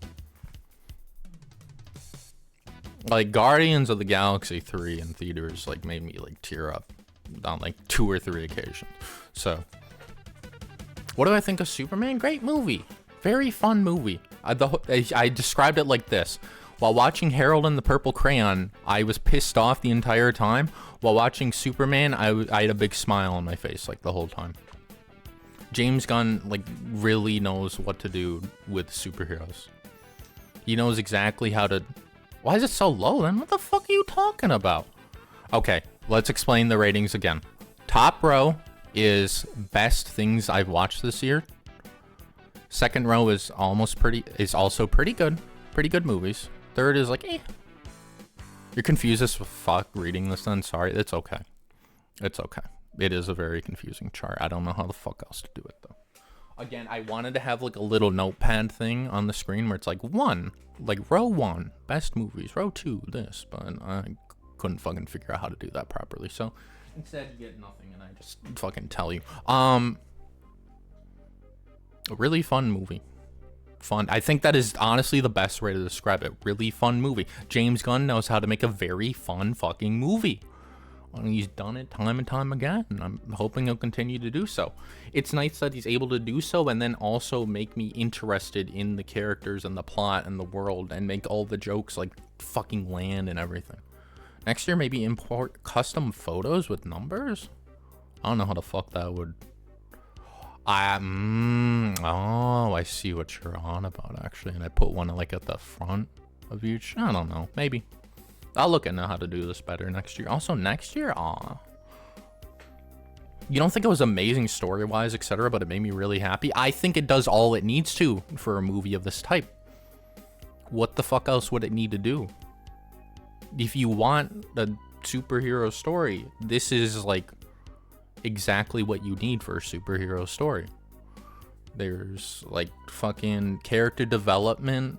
There's good relationships between the characters. There's tension. The villain is actually like fucking hateable. He's such a little bitch throughout the whole fucking movie.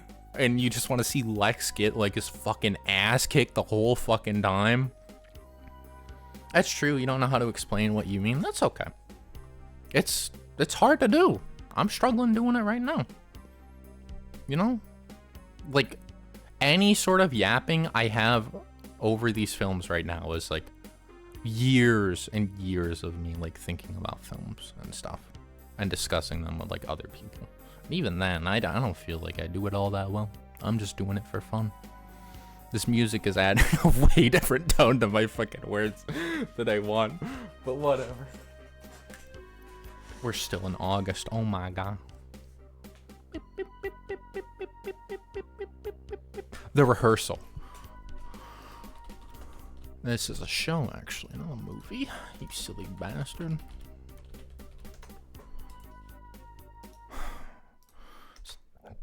Can you just stop outing me and just do what you know? Didn't we listen to this one? Huh. So The Rehearsal. If you aren't familiar with Nathan Fielder and his works, I don't even know where to begin, but I do. So he meets people who are like nervous about something and then helps them rehearse. And by this, I mean, he has a person who like wants to confess like that he didn't go to college to like one of his friends. So he recreates the entire bar that the person is going to meet them at. He recreates all the people and they run through like the speech over and over and over. It's completely fucking insane. That's just the concept for like the first fucking episode, and then he does like different rehearsals for different things. I still gotta watch the second season. I watched this all with Austin. It was really fucking good. Fucking hilarious as hell. Like, Nathan is just like this very monotone, awkward kind of guy, and he's such a fun host for this sort of thing. This and Nathan For You are very fun shows to watch. Very funny. Funny how? Scooby-Doo. Oh well. James Gunn. Really good costumes and practical effects. That's something James has always been good at. And also their hot women. I like the women. Velma probably explains a lot of my taste. Some movies, it's meh. It's not all that funny compared to James's later stuff. I'm worried I just like replaced something I don't actually know though. I think the hot scenes in the fucking second. Shut up for like 2 seconds. Shut up for like 2 seconds. Scooby-Doo 2. Velma, you know what I'm on about. You know what I'm fucking on about. Show it. Shut up. Why do I not have ad block? You're discussing tour stuff with people. What the fuck? You're gonna miss the best part. Where she says the funny... Alright, this line's pretty funny though, where she comes down the steps. I like the set design and stuff. Pretty fucking... Oh my gosh. This is PG movie, by the way. Am I just crazy?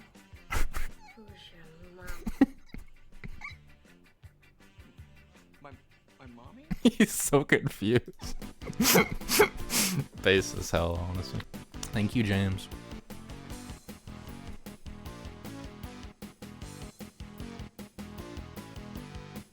Chat, I'm dying a little bit. Who's still hanging in with me?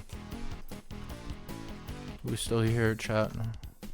Casablanca is an amazing fucking movie in like every fucking aspect. If you don't like black and white movies, you can bite. You can bite this one. You can take a big bite out of Casablanca and then be like, let me actually do fucking like black and white movies. It takes place during like the 40s because it was shot in the fucking 40s. So it's all like Germany imposing on the world, and then there's like romance between like the main two characters. It's all in this fucking bar in Casablanca. Just the way everything comes together, the way this movie fucking looks on black and white film is amazing. And it's just all paced so nicely. All the characters are so lovable, even the side ones that you barely get any time with. And you're... Remember what I said a little bit ago about Mega Man? I'm not having it with Doom. Bum bum bum bum bum bum bum bum. Where's that one?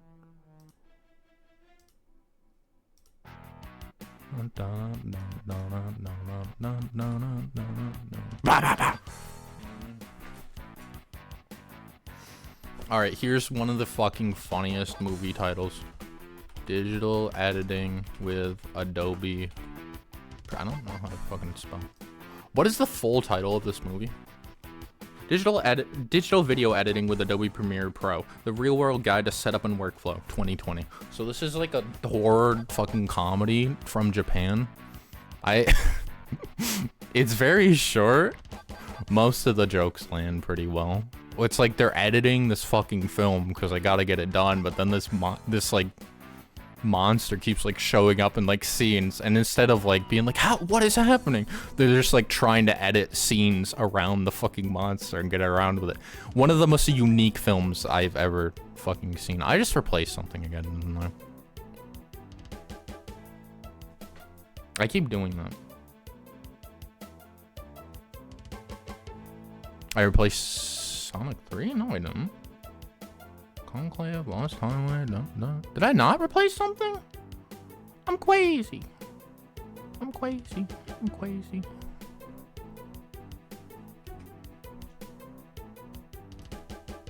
Chat. By chat, there's like 2 people right now. I had like 5 viewers at the start. That was fucking crazy. I can't blame people for leaving. It's been 3 fucking hours. This has already gone on way longer than I thought it would. I really have to get up and go to the bathroom, like as fast as I can. I'm sorry. I will be back. Wait, we will get through this. I promise it will not go on. I'm not going to promise anything, actually, because that's dangerous. I'll be back. Thank you.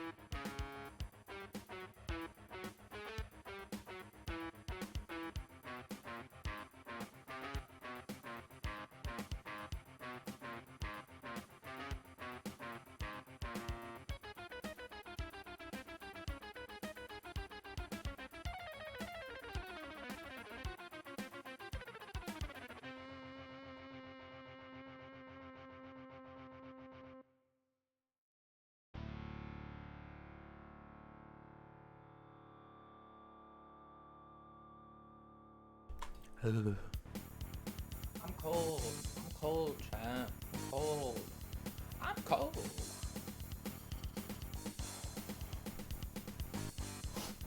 I need... Chat, do you have... No, I know it's playing. Thank you for welcoming me back. Thank you. Do you have... Do you have like a YouTube video I could watch? Like something funny? Something that won't get me copyright striked? Anything will fucking do. Please. I need time to eat for a little bit.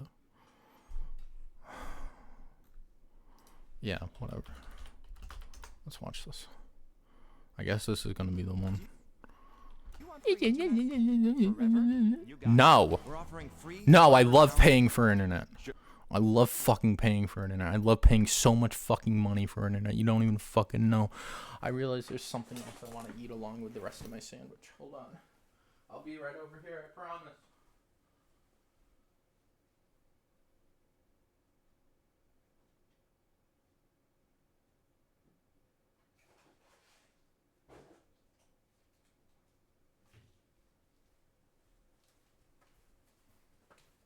Now, you see, in another situation, I would be like, I should stop streaming because I'm really fucking tired and I can't think all that properly anymore. But you see, the problem is, then it's going to be like at least one more entire day for me to be able to stream. Because these people down the street love to shoot off fireworks for 4th of July. And for New Year's, and let me tell you, they shoot off a lot of fireworks. They shoot them off very loudly. I don't like it. I don't like it when they do that. Hello? Who's still here? Who's still here? Letting the days go by. Letting the water hold me. Oh my god, I'm tired. Wake up! Wake up! What are you hanging me for? What? Am I unmuted? I'm unmuted, right? Oh my god, Simon. Yes, okay, I'm unmuted. I was gonna be like, Onyx. Crayon Chan. Whatever. Let's watch Jeff the video. Keighley would present this with tears With in Vinny. his eyes. Shoutouts to He would Vinny be Vine Sauce. overjoyed. I'm not the original Good. You made creator. it. That you, Peach? I see Toadsworth roped you into this too. The Monarch's job is never done, but we can talk more later. Bowser's castle should be just up ahead. I thought I smelled something burning. Focus M. Bowser's got the power stars, and you know what that means. Yeah, trouble. Exactly. So watch your back. Oh, and if you find any red coins out there, make sure to grab those too. Collect enough, and I might just have an upgrade waiting for you. You're the boss, right. Princess. Okay, Mario. That sounded like the fart with reverb. Vinny, shut up. I can't explain that. I love that. All right. Well, this shitty ass orchestral music plays. Thank you, Vinny. Thank you. Shoutouts to the Vine Sauce, Vinny Vine Sauce. I shill him enough as it is. Should be not paying me because that would imply I don't know he's aware of me, but I'd take it if I could get it. Hey, we're gonna listen to fucking bangers because I was going to the bathroom and I'm like, you know what's a really good OST? Expanded soundtrack. You see, this is where you post the male pregnancy emote.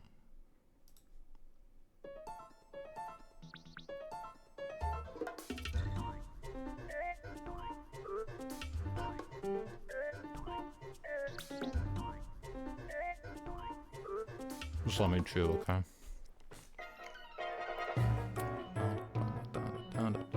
Theme of fucking trauma. Actually, no, this is not the theme of trauma. Where's the actual one?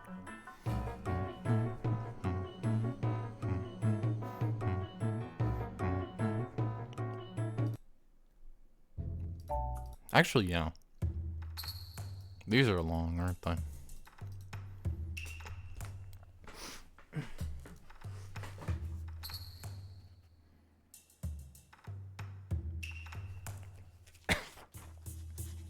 I played Deadlock for the first time on August 26th.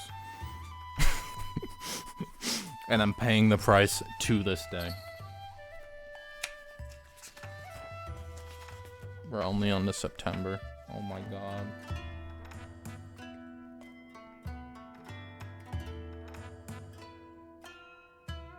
Holy fuck, I didn't watch much this month. Just like streaming and shit. Oh my god! Oh my god! I forgot about one of my favorite things that I've seen this year. Past lives. Very... Where do I even begin with you? Be honest.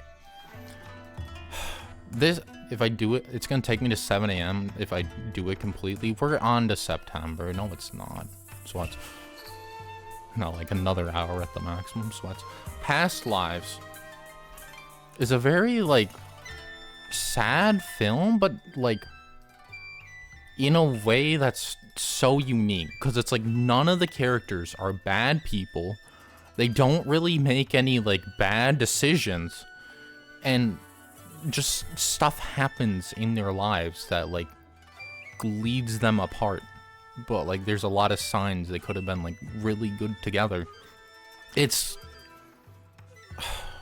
so tender. It's so sad. It made me cry a little bit at the end of the movie. It's one of the best movies I've watched in recent memory. I loved it. Very fucking good movie. Full recommend for me. Probably...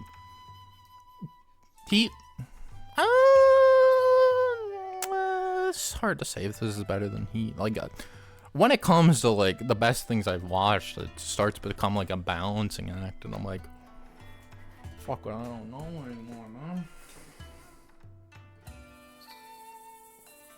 This was a movie night. Don't you lie to me.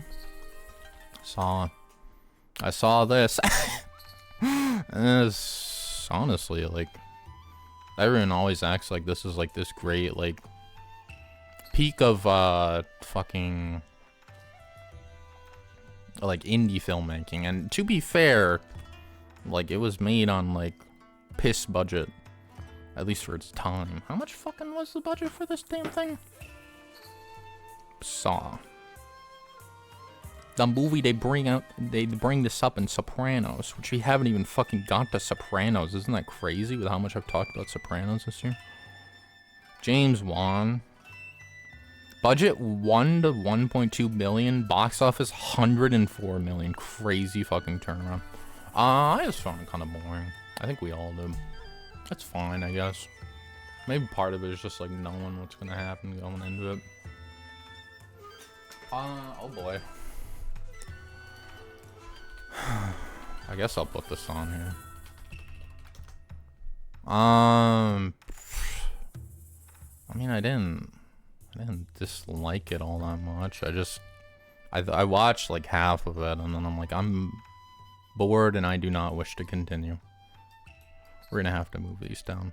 The relationships between the main girl and the main boy are cute.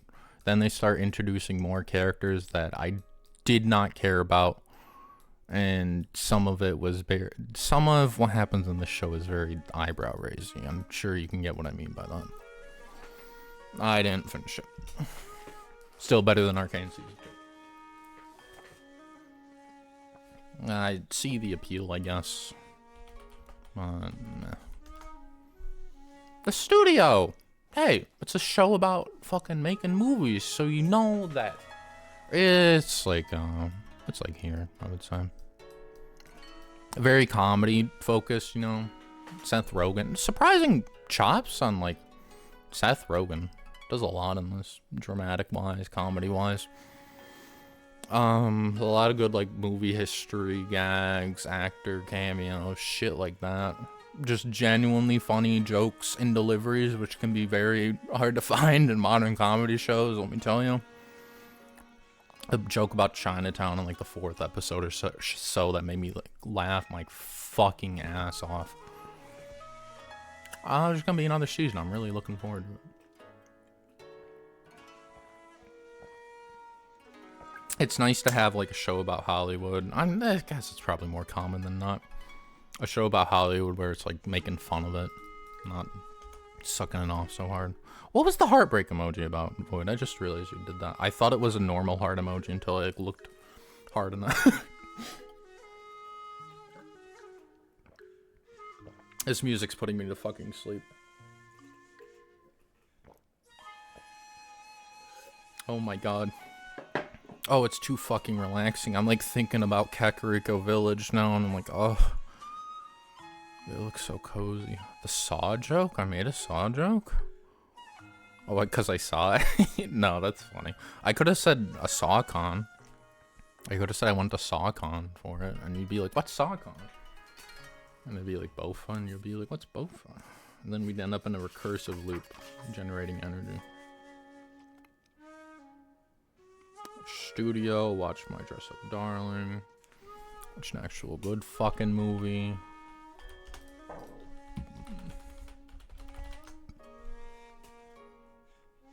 Oh, is this part 2? I can't read. What the fuck is SawCon though? SawCon, these... Are you serious? You'd have to know that one, Void. Come on. Come on. Okay, this is part 2. Really, Void? You didn't? Are you serious? Okay. I haven't seen The Godfather 1 in years, and yet I still really enjoyed what this one does with the characters, and like watching Michael Corleone slowly fucking dissolve. You'll sadly decline the offer. The joke is not a fucking offer, thank you very much. Perv. So sadly, you know what, we'll let sleeping dogs lie. Fucking... I like this more than Barry Lyndon, I don't know. Kakariko Village, oh my god, you're so fucking comfy.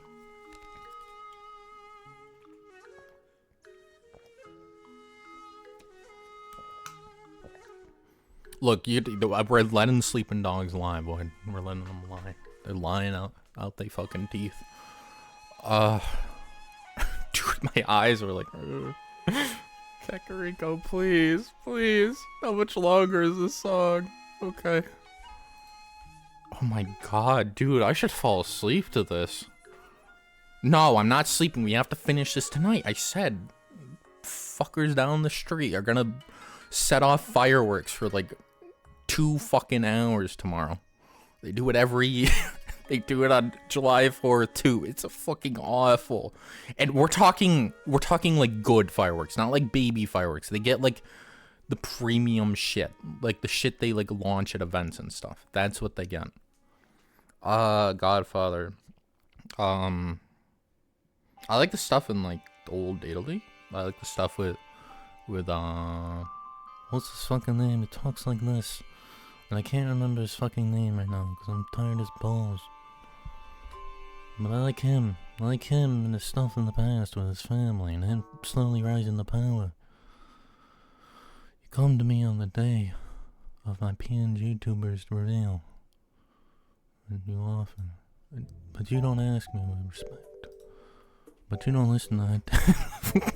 Dumbass stuff. Watching Michael Corleone become like a big piece of fucking shit you want to die is fun. Except for when it isn't. I don't know if he dies in the 3rd one. I haven't seen it, but I really hope he does, because that's what he fucking deserves. Die, bitch, die. Oh! You're so right. Dan the Dan. Dan the man. Oopsies. Okay. Dan to Dan season 2, which is really just more of a season 1, which is fine by me.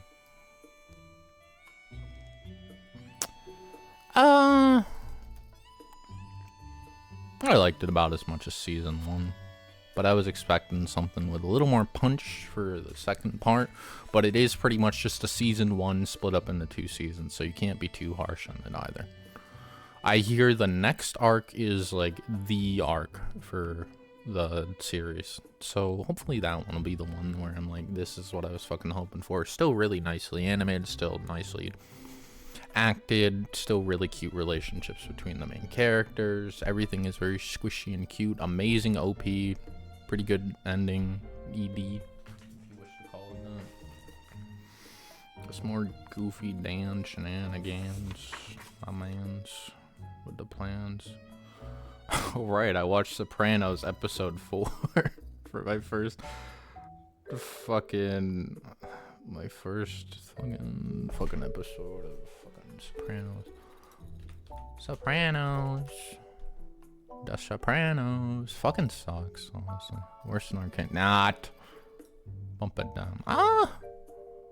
What? I mean, it's like between these three, honestly, but it's like it's hard for me to like get rid of Sopranos in my brain. I watched one because it's done, and on like a good, like you're kind of done, but not really, and you are done, but you deserve more than you got.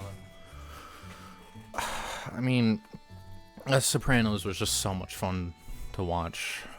Just going into it, I thought Tony would be a lot more one-dimensional, and the show would be kind of overrated, honestly. And I thought I knew too much, like the big scenes going into it, to care about what was happening. This was very much not true. Tony is probably one of the most interesting protagonists of any show I've ever seen, and just watching him try and maintain like his mob life and like his family life, and trying to like be a good person. Sometimes he succeeds and sometimes he doesn't, and it's funny, it's heartbreaking at times, it's violent, it's very good. Near the last season, I did kind of get a little winded. It did feel like it had fallen into a bit of a pattern of someone from Tony's past shows up and causes problems for them. And these problems lead to strained relationships with other people in Tony's life.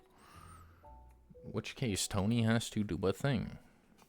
And meanwhile, Tony also has this responsibility and this, like, woman in his life that is also causing problems. So Tony is stressed out.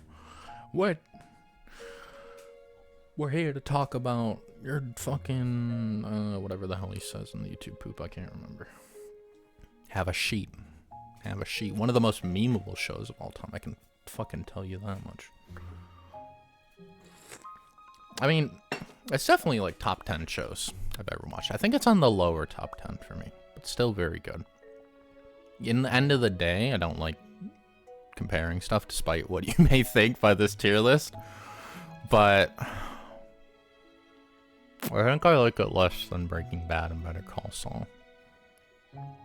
Just pacing wise, sometimes it does, even though it's enjoyable, it does feel like sometimes just you're waiting for like the moments of the season that you know are going to come at some point or another. You can just kind of read the room after a while and be like, yeah, this is gonna happen.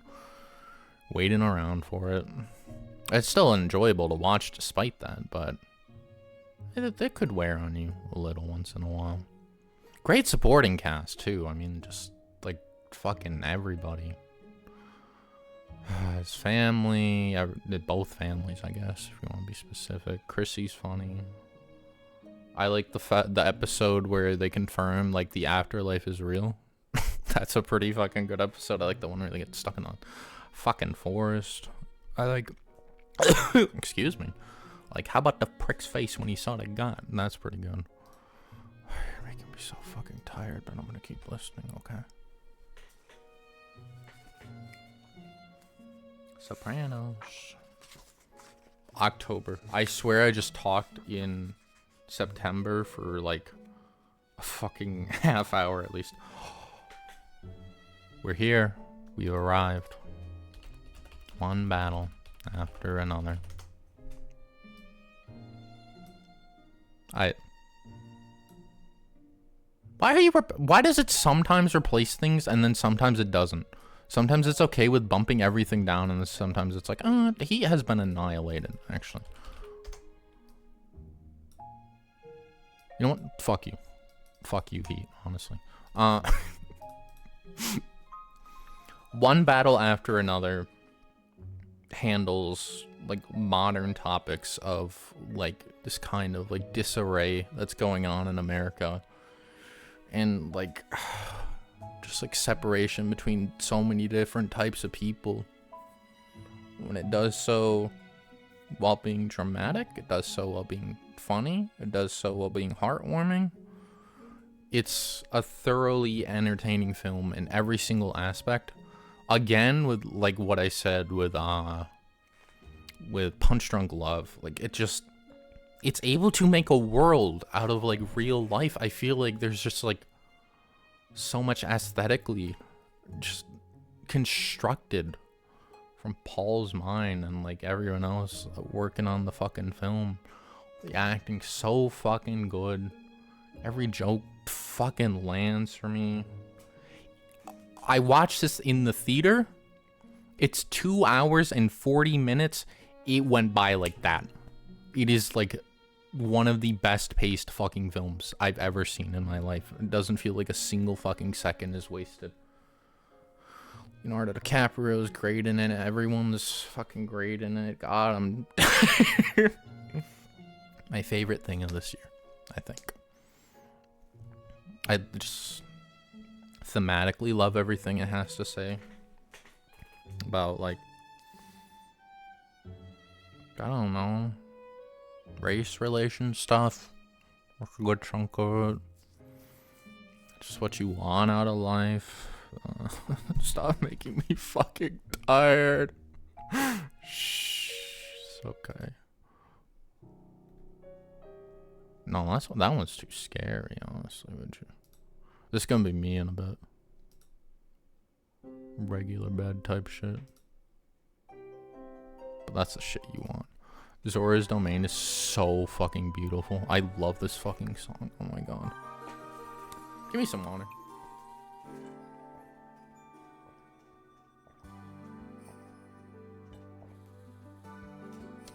Just finished like half my fucking water bottle in like a glove.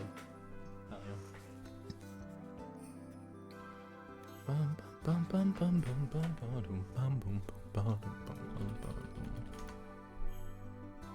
yeah.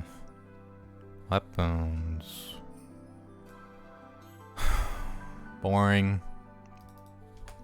Once again, does the same thing as Barbarian, where the first half of the concept is interesting and then it introduces another aspect of the concept that is a quotation marks twist that makes the film as a whole a lot less interesting. I also felt like it was supposed to be saying something more about a bunch of children going missing in a small town from a fucking school. It doesn't really feel like it has anything all that interesting to say at the end of the fucking day. Be honest, it made me sad and bored. I didn't like it all that much. The ending scene, spoilers, where they rip apart the lady, where all the children like rip apart the fucking lady, is pretty cool. That's like really the only cool thing that happens in the fucking game. So just go watch that if you have like any fucking interest in it, you ask me. I don't know, maybe there's more meaning to it I didn't like get, but I don't fucking care enough. Oh my god, I watched like one fucking episode of Smiling Friends season 3 and then I just forgot about it completely, I think. Oh my god. Oh my god. VHS Halloween. Another one of these VHS movies they put out every year where it's like a horror compilation by a bunch of different directors. This one kind of sucked. I remember like one of them, kind of. It was boring. Really boring for the most part. There's one where they make a person's body into like chocolate, and then this guy eats like a cock chocolate. That's maybe the fucking highlight. Maybe. Even then, I think it's a bit of a stretch to say that's the highlight. I don't fucking know. There's like another one fucking. No, there was one I liked. What was the one I liked? Shut up, honestly. That's not even the right one. This is the one from like this is the rant one. You're lying to me, I remember. Because I kept joking about the rant person like showing up in another one with Austin. The interlude thing with like the evil soda was kind of funny. This one was some weird fucking fetish film. I swear to God, it was awful. They're like dressed up as like babies by like this evil demon lady, and like I don't fucking. It was so creepy in like a unintentional way. Mass murder Halloween party. This one was like.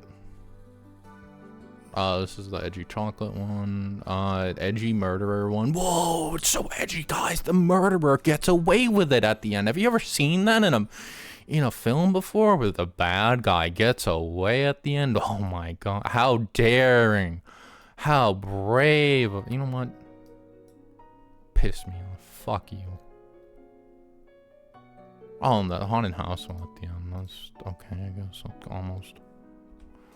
Yeah, have you ever seen that, Void? Can you believe the killer gets away at the... That's so daring. That's so brave. That shit pisses me off. I'm so sick of, like, filmmakers who make, like, really edgy shit. And you're like, whoa, look. He kills, like, a bunch of children or whatever. And it's like, okay. And? That's not interesting. You aren't special for, like, making, like, something really fucking edgy that no one wants to make because there's nothing interesting about it. It's just edge for the point of edge. What is the fucking... You know what? Fuck you, actually. I'm more pissed off now. Get down there. I hate you. It's been in, like, 30 plus... I know, but they keep doing it. What's that one? Pookiesy tapes? Is that what I'm fucking thinking of?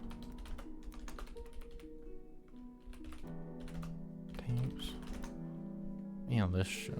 Was this it? Oh, yeah, and they record it all, and he kills a bunch of children. Whoa, whoa, whoa! Please give me attention. Jumping up and down, please, please. Jumping up and down, please. I'm so edgy, I'm so hard. It's like the same.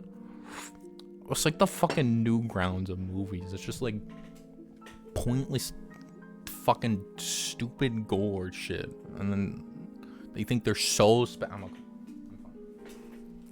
You know what? If anything, that helped me wake up a little bit how bad I got for a second. I was streaming Labyrinth of the Demon King in October. That was fun. Oh my God. I wish Calvin was here for this fucking one. Brightburn. So this is, what if Superman was like evil? And somehow... this is really boring.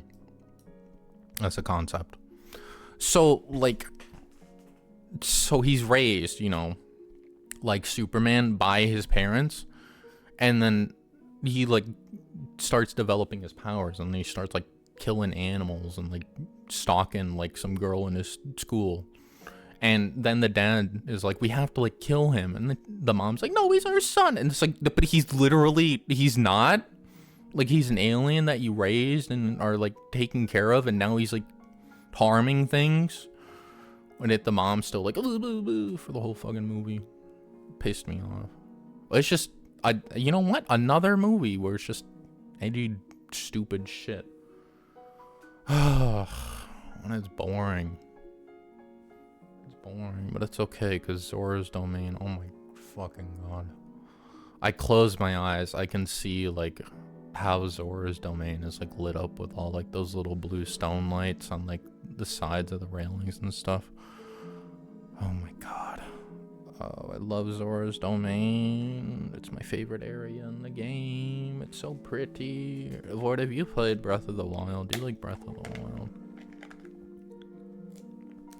I don't know if I want to stream Tears of the Kingdom. I think Tears of the Kingdom might be a game I enjoy in my own time.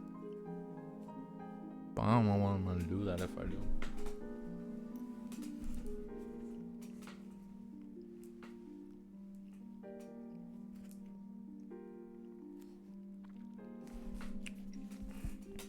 You haven't played through the whole thing yet. Valid. It took me like 2 fucking years, I think. What the fuck was that? Alright, no, I'm fucking kidding. Underwater. I watched this with Austin. It's like, there's like an underground, like, drilling rig. And bad things start fucking happening. And then there's like spooky alien stuff going on. Kind of schlocky. does its best to give depth to its characters and its world. And because of that, there was a charm in it for me, honestly. VHS Halloween, I actually, like, fucking hate you. Like, seeing your stupid-ass candy poster is, like, pissing me off. What else can I say? Cool fucking ending. It's a little over-reliant on special effects, and they haven't aged all that well. But, despite, I don't know, there's a charm to it. For me. I think I said that already. This was 2020. Oh, in my head, I'm like, it was like 2011. That's why it looks so bad. No. Kristen Stewart is hot in this one. So that's nice. I was not going for it. She's also like a pretty interesting character too, if you would believe that.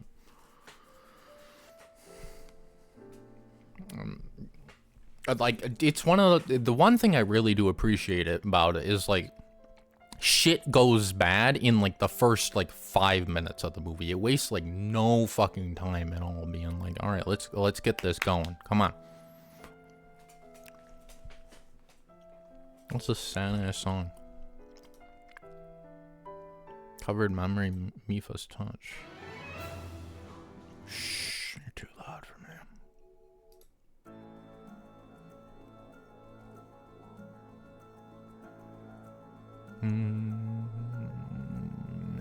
Which one is this? The bird?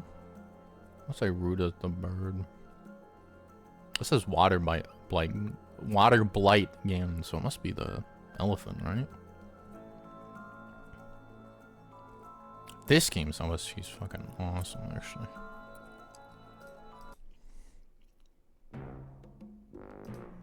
Sure. Animal Crossing ass track, honestly.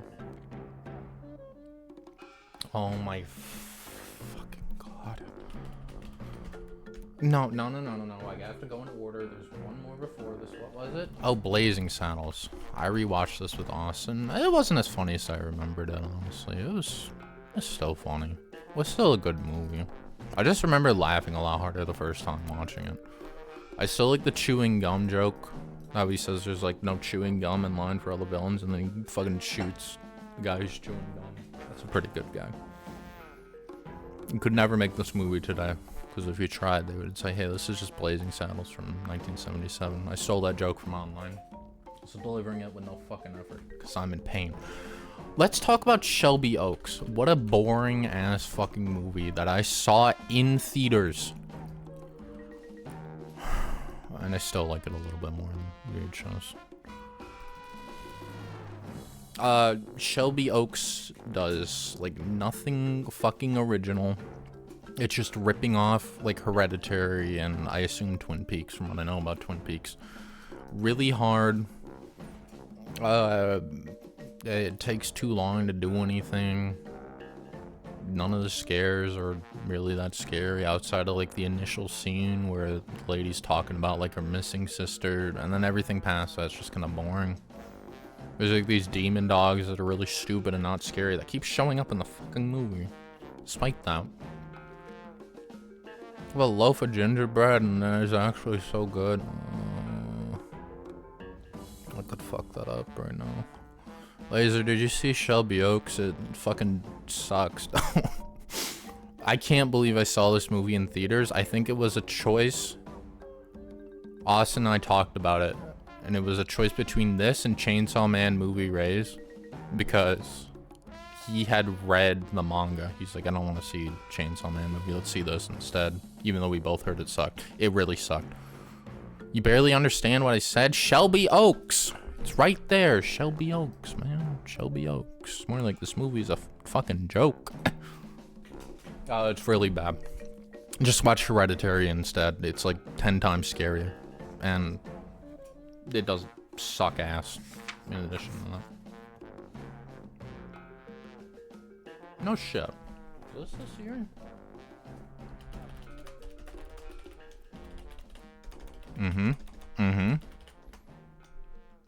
Oh my god. Okay, really? Cowboy Bebop, the movie? It's Cowboy Bebop, the movie. I mean, what more are you gonna say? You were told Hereditary has a lot of demonic stuff. That's very true. It does have a lot of demonic stuff. I mean, it's Cowboy Bebop, the fucking movie. I finished a rewatch of the series last year, and I really enjoyed it. And then I'm like, I want to watch this. And it was really good, and it's more Cowboy Bebop. Good choreography, good fucking music, interesting vibes, plot, every fucking thing. Bum, bum, bum, bum, bum, bum.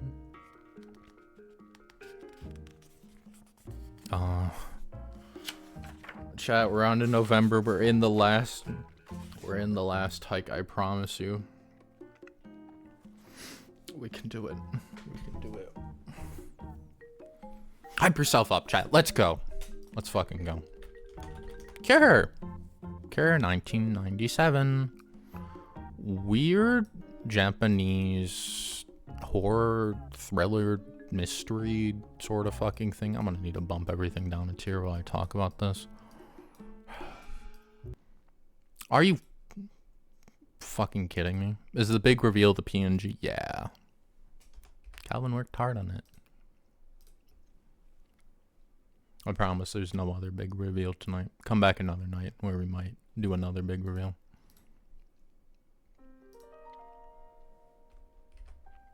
Okay, so it crashed again when I moved everything down. That's a real shame. I hope you saved all my fucking films, because if you didn't, I'm gonna be a little pissy.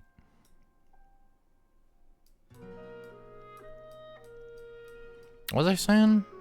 What was I talking about? What film? Oh, Cure! Cure. Where is it? I didn't save, I guess. Cure.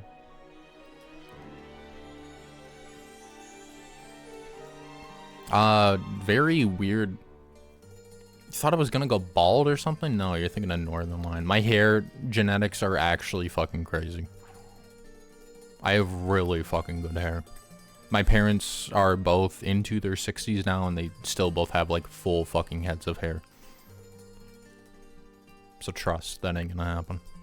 So what's...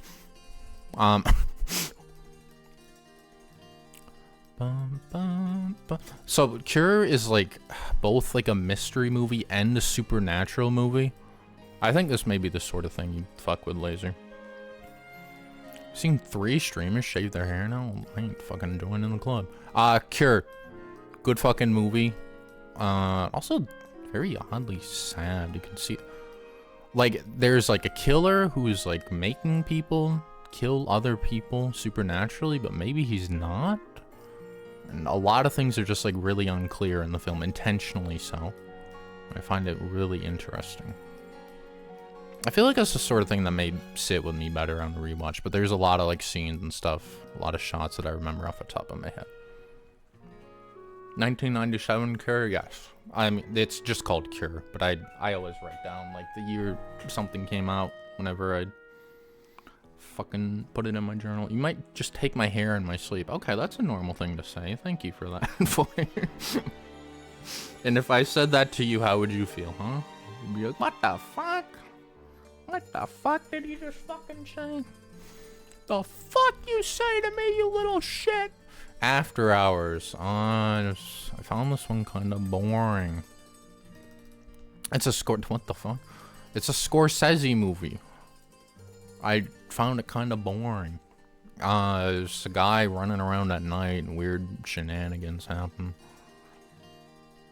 And he just like keeps wanting to get home, but he doesn't have any fucking money for like a bus fare or whatever. So he fucking can't. Oh my god, this fucking website sucks. I hate having to like move everything down a row because otherwise it deletes stuff half the time. And I don't know why it's doing that, and it's really pissing me off. The more and more I do this. Holy fuck. What the hell are you two doing? You're talking about knocking my viewers out? What are you doing?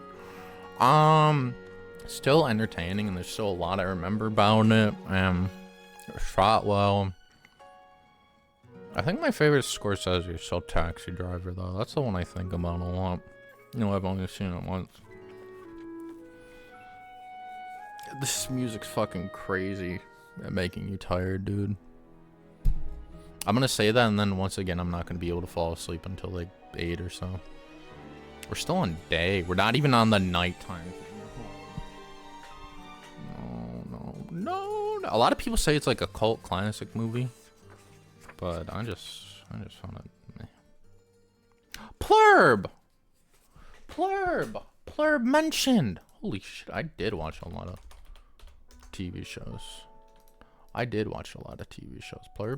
Plurb. Are you fucking kidding me? Did I misspell it? I did.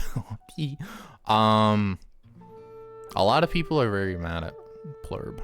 I just call it Plurb because I don't fucking know. Because it's being very deliberate with its pacing and being very slow. You know what, Arcane? Go fuck yourself. You know what, Defenders? You're pretty bad too. You're okay at the end of the day in comparison to those two. Plurb, it's a very slow-paced show, but I have faith in Vince Gilligan and what he wants. And it's, you know, very character-focused. No, it's sad. Fuck. I just wish a little more has happened in it, despite that slow pacing. Because you look at like Breaking Bad and Better Call Saul and how much happens in like the first season. Breaking Bad, Better Call Saul is kind of a similar pacing, but I still feel like more had happened in season 1.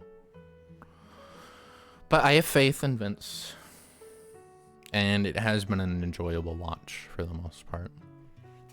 Rehearsal, why are you down there? Wait, why did I put this with like the bad shows or whatever? Excuse me, by the way. I don't even, whatever, it's just disorganized at this point. You know what, I enjoyed the studio more than the rehearsal. There were some episodes of rehearsal that were a slog, I guess. Oh my god, dude, it's making me so tired. This is hard mode. Oh, Monster House, baby.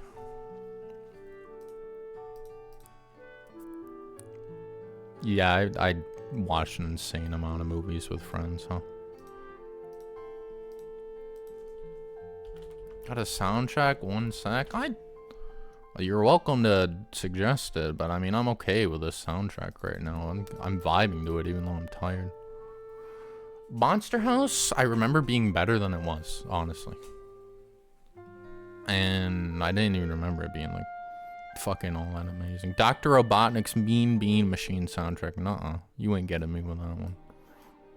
Was that actually a good soundtrack? I don't even fucking remember. I don't know. It was just kind of there. I like this more than this. You thought it was sleepy music? Is it sleepy? No, I'm fine. I'm fine with the sleepy music, I guess. Yeah, we'll put it in the same as Monsters vs. Aliens. You love your friends, but you do not trust them to watch a movie with. Why? What? You know that game soundtrack guy, but you remember it from your childhood. I don't really remember it all that much. I played Sonic Mega Collection on Xbox as a kid, so I played that one a little bit. I probably didn't like it though because it was a puzzle game. My brain no like those, and also I was like 5. It was hard to hold a controller, a big ass fucking controller.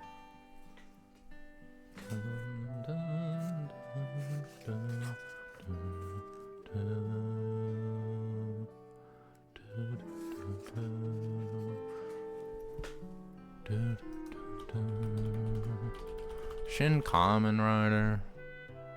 I thought I'd get more out of this one. The pacing was like too fast. It was just like go in like a bad way.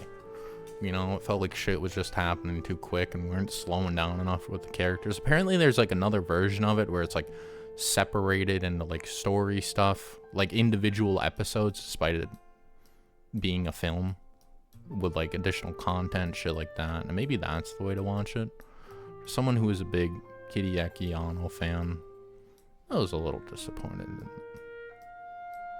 Still better than Arcane Season 2. Still better than most of the stuff on this list, I'd say. That it's really getting into like the I don't know where to place half this bullshit anymore. Because after 12, at least 3 of them start to act like they are high, and it scares the living shit out of you. What? Doesn't sound like how friends should be, but what do I know? Chat, I have great news. We're into December. And chat, I also have even better news. We're into December on like reading through my stuff. So that means we're in like the last stretch. Power up, chat. Oh, great. I get to talk about this.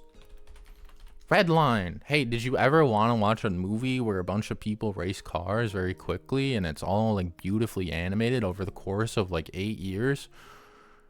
Cause you should, and if you answered no, well, fuck you, I guess. And also like a 52 song fucking soundtrack. Fun movie, very fun movie, in fact. I'd recommend it, especially if you're a fan of like F-Zero or something. There's a good chunk in the middle where it slows down like a lot. You know what? I didn't like Lost Highway all that much, and it can be a little hard to stomach during that part, but it still all looks very pretty. It's a very unique world, I can say that much with confidence. Hit me with your best shot. Da dun da dun. Hit me with your best shot. Fire away. Oh, here. I was like, there's another town. Pretend we're in the desert, chat. Pretend we're in the desert and I have a laptop and the only form of entertainment we have is that I left a tab with Topsters and somehow all the movie data open. And you're just like thinking about how much you want like water, and eventually like you get like your axe after me yapping for the past nearly 4 hours about movies and you bash my head open with it. That's my fantasy too, by the way. Chair Company. Boring. Not really all that funny to me. I watched the whole thing pretty much only because the episodes are 30 minutes and they just keep here, mystery box show like Severance, except instead of like answering the questions in interesting ways, it just keeps having the questions get answered into more questions, and now it never answers those questions. And then they set up for a season 2. And also, for being a comedy show, I didn't really find it all that funny, except for the Red Ball, market something. That song. I like that song. That song was funny. I'm dying, chat. We're almost done, chat. Hey! The real shame is that I watched a shitload of movies during December. Chainsaw Man movie. Chainsaw Man movie. Chainsaw Man movie. Just an absolute blast to watch. It's my favorite arc of the manga, I would say. And somewhere around here, I guess. Favorite arc of the manga. The adaptation was great. It looked beautiful. It's got my favorite characters. I really wish I fucking saw it in theaters instead of Shelby Oaks, and I'm going to hold that against Austin for the rest of his fucking life. Not really, but maybe. Yeah, I recommend it. Terminator. Watch Terminator for the first time. It's good, I guess. Somewhere around.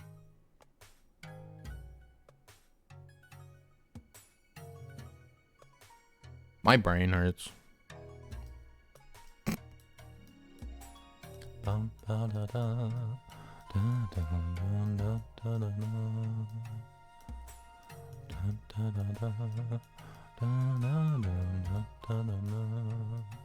I really did not rewatch many films this year, huh? Where am I putting Terminator, chat? Around here. No, it's better than this shit. I feel very lightheaded. I probably need more water, but we're almost done with this, I swear. Hi, you! Hi, mister! Have you joined me? Come here. Come here. You can't hear me because you're deaf, but come here. Come here. My child. My child. Come on. Come on. I love you, my child. He won't come over here. Dark City is so fucking odd. What a weird fucking movie. I kind of fucked with it.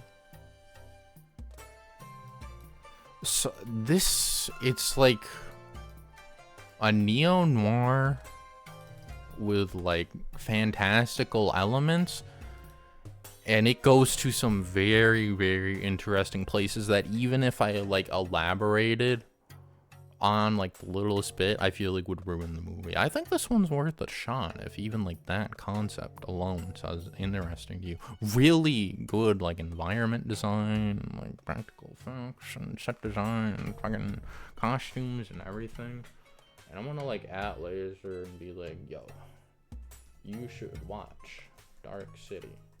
I'm sending this message so I don't forget to tell you, because I'm so fucking tired. Holy shit. Cat is sleeping on your chest since you're lying down, and he'll probably try and scratch you if you get up. You don't have to get up. Unless you do, I guess. My god, Gerudo. Gerudo. You know what? No, I wanted to listen to a specific song for this last stretch. Where is it? Oh, but this is so nice. This is pretty banger too. Bum, bum, bum, bum. This one? No. This one? Yes! Last stretch music. The last stretch music.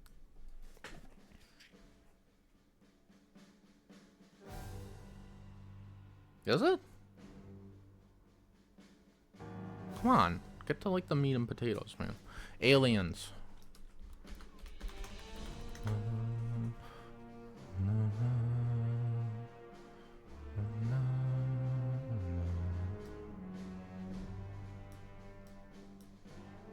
I think I'm being like too mean to Sinners looking at it. This list is like really fucked. I'm too tired to like fucking get it proper at this point. Half of it, we gotta get the movies on there at this point, man. Wrap this up. What the fuck is that? That looks cool. This is my theme right now because I'm like enduring all this shit despite how tired I am. We can do it, Void. Cheer me on. Aliens, good movie. It's a good action movie. I like Ripley. I like her relationship with the crew and like the girl she meets and she has to like save and take care of. I like her little like flirty relationship she has with the other guy. And spoiler alert for Alien 3, at the start of Alien 3 they kill off all the characters who survived from Aliens, which is so fucking sad and stupid. You got this? Thank you. 3 cat emojis, thank you. Well, it's probably better than Who Framed Roger Rabbit. I think Sonic 3 is a little high, to be honest with you. Well, I don't know where they're organizing anything. I said that already. Why did I have to watch so many movies in December? Knives Out. Knives Out is fun. Really good cast, pretty good delivery of jokes. It's my theme, man. I don't know. It's a fun movie. I thought it would be focused on like the detective guy as like the protagonist, and then finding out it was like he like helps. He does most of it, but it's more like the girl, like her relationship with the home and like the old person she was taking care of, and like his inheritance stuff going on. That was fun. Fablemans. Okay, Fablemans. Film about making films by Mr. Spielberg. Anybody heard of him? He made some obscure hits like the Indiana Jones movies and like Jaws, like E.T. I don't know. Some obscure movies you might have. It's not funny, dude. Everyone knows what they are. Shut up. You ain't clever. But rewatches, get the fuck down there. fuck you, honestly. What a bad. Yeah, it's probably better than this. I just like the emotional core of this movie. It's very personal for Spielberg. If you look into it, even just a little bit, and even if you don't, I think it's pretty obvious in how it's coming across that way. His relationship with like his mom and his dad and his sisters, and like looking back on that for him after their passing, sadly. Like how that's influenced him as a filmmaker. He actually like goes through like great lengths to like recreate the films that he like made as a kid that are shown like within this film, which I found very nice. Sweet. I don't know, it's nice to watch like a film about someone excited to make film. Also, there's a David Lynch cameo where he's like, "Now get the fuck out of here," because it's David Lynch and that's what he sounds like. David Lynch. You're right, I can do this music. Why did I watch so many fucking movies this month? Prisoners, directed by Denis Villeneuve, who directed Dune and like some other shit.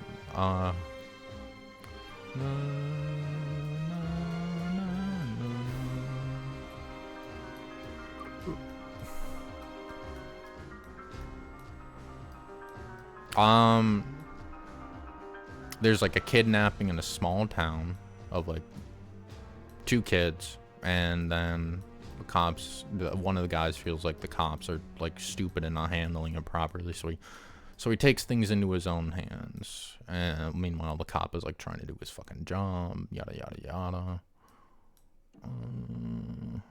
Good movie. Very nice looking movie for something that takes place in like a small town. It knows how to like have a rainy aesthetic and what to do with that and make it look all pretty and nice.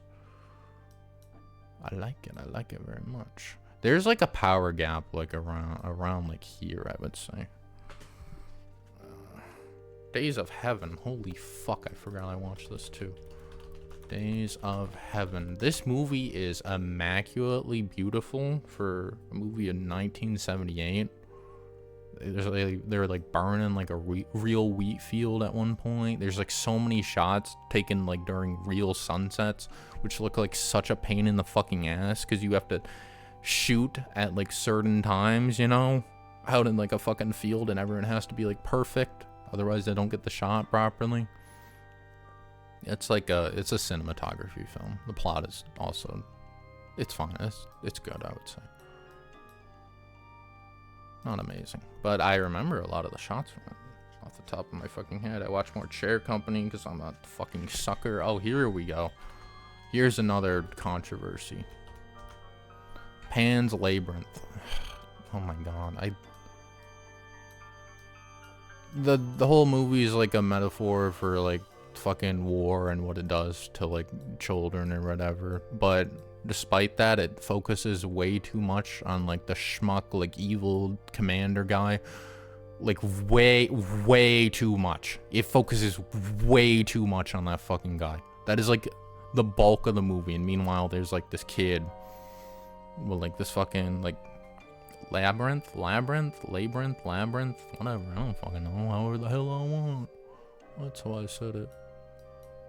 I found it really fucking boring, unfortunately. Not as boring as Shelby Oaks or VHS Halloween, I'll tell you that much. But probably more boring than The Untouchables, I gotta be real with you. I really didn't like this one all much.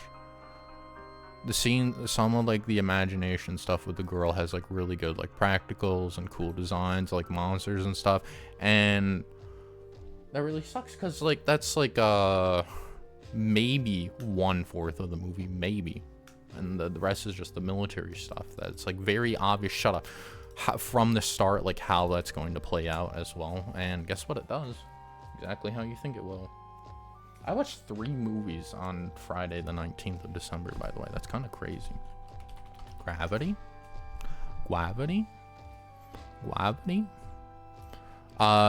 Space Station. Things go wrong very quickly. There is George Clooney as well. He is there. There's like nothing like I can say that's bad about this movie, but I don't think there's anything like super amazing about it either. Special effects, some of them aged great for 2013, some of them did not. I like them more than this. There's something really scary about the concept of being stuck in space for me. And just like being floaty and scared and everything. So that's why I watched it. Good performances. George Clooney is also there. Did I mention George Clooney? Glass Onion. My favorite out of this trilogy that I watched all this month. I think this one was the most fun and had most interesting mystery, and also, what's her name? It was better than this. It was probably better than Aliens and also this. Dude, the list is so disorganized now. Oh my god. What are we doing here? It was better than this. It was... Sonic 3 is like not where I want it to be at all, but it's like I don't want to reorganize this list like super hard right now. I feel like I'm gonna do one more pass of this tomorrow. Probably not on stream. I'm probably just gonna post it on my Twitter. Because I don't want to do more of this on stream. I'm very tired of it already.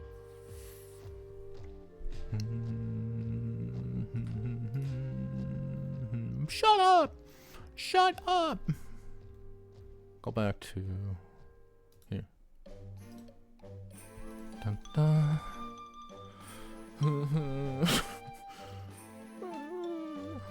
I think we're caught up to like last week now, Lloyd. This is the last week of movies. Thank God. Tetsuo. The Iron Flan. Vibes movie. We've talked about it a little bit already. More so a vibes movie than anything else the movie is trying to present. Somewhere around fucking here. I don't know. Dun, dun. Dun, dun, dun. Dun, dun. Dun, dun. Note to self, don't watch so many fucking movies in 2026. I hate movies. Fuck. I hate fucking movies. Oh, I didn't realize it till now. Why did I do this to myself? Fuck. I hate movies. Wait, I watched Magnolia. I love movies again. Hey, another Paul Thomas Anderson movie that I watched last week. Also director of One Battle After Another and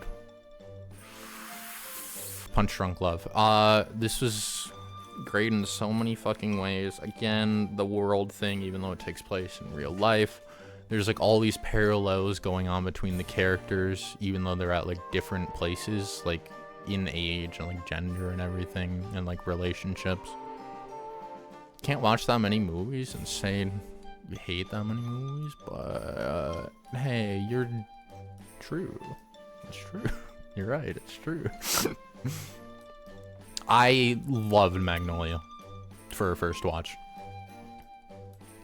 I thought it was great in so many fucking ways. You're going up there. You're going up there, buddy. Probably around here. I'm going to kill you. I'm going to kill you. Okay, it's saved there, though. That's good. We're almost done. Just go like here, I guess. There's something I noticed with, like, Paul. And it's that his movies are, like, very serious on their material a lot of the time. Like, topic-wise. Like, this one handles, like, abuse in multiple forms. Handles, like...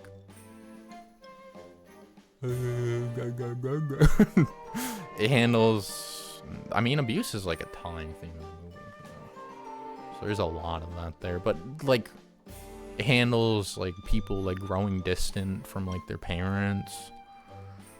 Handles, like, dementia. Like, splits between like siblings and stuff, and despite all of that, I'd still consider this a surprisingly tender and somewhat heartwarming movie. And same with like one battle after another for like all its shit with like racism. And there's like a good amount of violence in it. Like, I need to watch more stuff by old Paulie. I feel like he could become like one of my favorite directors this year. I'm gonna check out more stuff by him for sure. A few more. Tokyo Godfathers. I watched this with Calvin on Christmas because it's a Christmas movie. A bunch of people, like a couple homeless people find a little baby in the garbage and they're like trying to fucking find how the hell that shit happened, bro. I yapped through this entire movie, otherwise I probably would have liked it more. I am 100% aware of that. I don't know where the fuck to put it on the list. It's here somewhere. Fuck my chunkus life. My chunkus Leben. Grand Budapest Hotel. This is one of my all-time favorites. I made Calvin watch it. I think he really liked it. It looks very pretty. It's one of the funniest movies I've ever seen. All the acting is great. There's like subtle little things about the characters that give them depth that are never like really like pointed out too hard to the audience, but if you look for them and you know that they're there, you like kind of see like their motivations for things while they do the stuff that they do.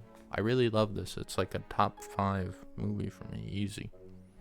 I do love the Grand Budapest Hotel. It was one of the movies that got me into movies as well, because I just like watched like, I just found some article online and they're like, this movie was really good. It got awards this year. And I'm like, you know what? I should watch more good movies and stuff before I went to like fucking college. So now I like look at it from that perspective too.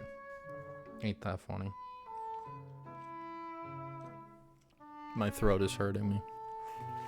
I'm in physical pain.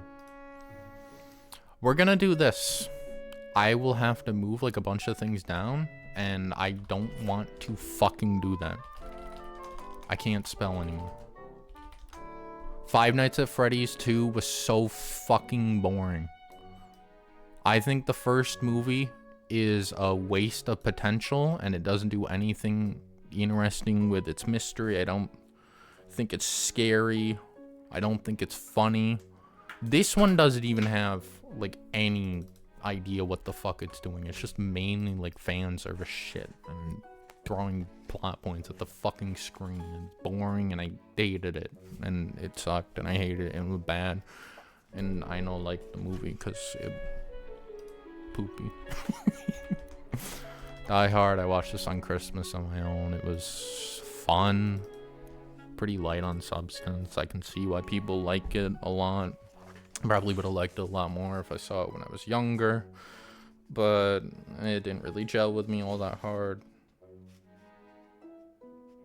I have 2 more movies. I got 2 more movies. Before I get 2 more movies.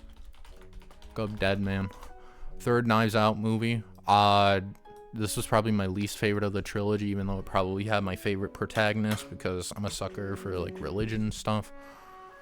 It was just, I think this one, the twists and turns and the mystery were more obvious than the previous 2 movies, and also the supporting cast was kind of just there and didn't do all that much and weren't all that memorable compared to the last 2 movies.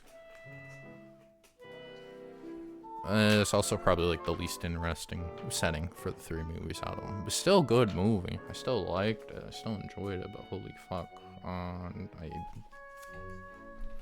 Anatomy of a Fall. The last movie I watched this year. This is a movie about a lady's husband fucking dies falling out of the fucking top story of their isolated house in France? I want to say it's France. And the whole movie is just kind of analyzing that situation. If you go into this movie expecting there to be like concrete answers for how the fucker died and who did it, you're going to be disappointed.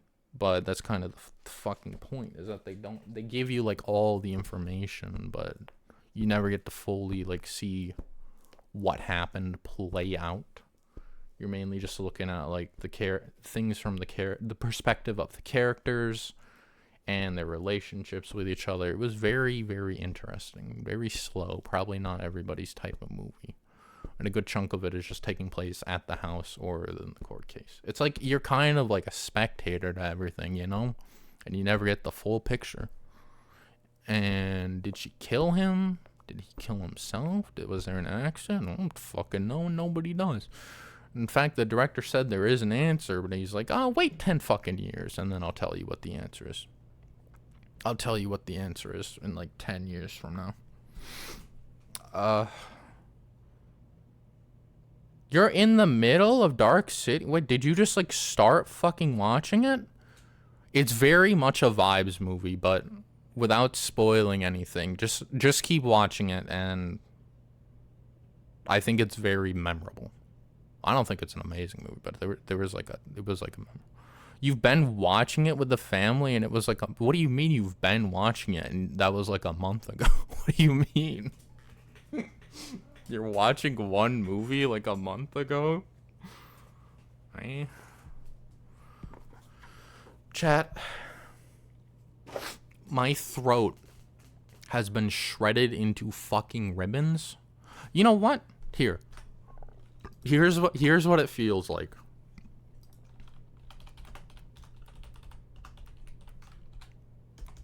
You know what? Sure, original. Did I rank Tetsuo yet? Kinda. I don't feel like I'm confident in any of these rankings anymore. I don't fucking know somewhere. It's around here. I'm going to hold on. I will. Wait a second. I'm just saying. I'll update this tomorrow on my own time, and I'll post it on Twitter. I don't think I'm gonna update. Maybe I'll show it on stream if I stream tomorrow. I don't know if I'll be able to again. People a little bit down. Love to do fireworks. Very long time and very loud. We're gonna watch this. This is how I'm feeling. A birthday cake with chocolate in it, or should I get a chocolate cookie cake for my birthday? Because I like both, but I can't decide. Help me choose. Here's how I'll torture you, David. Number 1, the marrow furnace. I'll inject liquid metal into your bones, boiling them from the inside. Number 2, the nerve harvester. Each nerve I had the fiber will be nerve plucked and harvester strung, on me, dude. vibrating with agony. Number 3, the organ grinder. Your organs will be twisted and cranked, a grotesque puppet of pain. Number 4, the skin weaver. Your skin will be peeled and rewoven, a living tapestry of torment. Number 5, the eyeball crucible. Your eyes will be roasted and replaced with burning coals. Number 6, the mind flayer. The Your mind thoughts will be flayer. shredded, echoes of endless torment. The mind goblin, honestly. It's more like a mind goblin. Do you know what a mind goblin is, Void? What a mind goblin is? Thanks for watching. I'm gonna make a post about this on my Twitter, but it really means a lot that I've had people consistently show up to my streams and like are telling me like how much they enjoy them and how I'm like one of the only streamers they watch and stuff like that. It means a lot because I wasn't sure how much I liked all this streaming stuff near the start, but I feel like I'm finally finding my place and it's making me very happy. So thank you so much for your support. I'll make a post like this later. I'm really tired. Well, thanks for showing up. And also, a mind goblin is mind goblin D's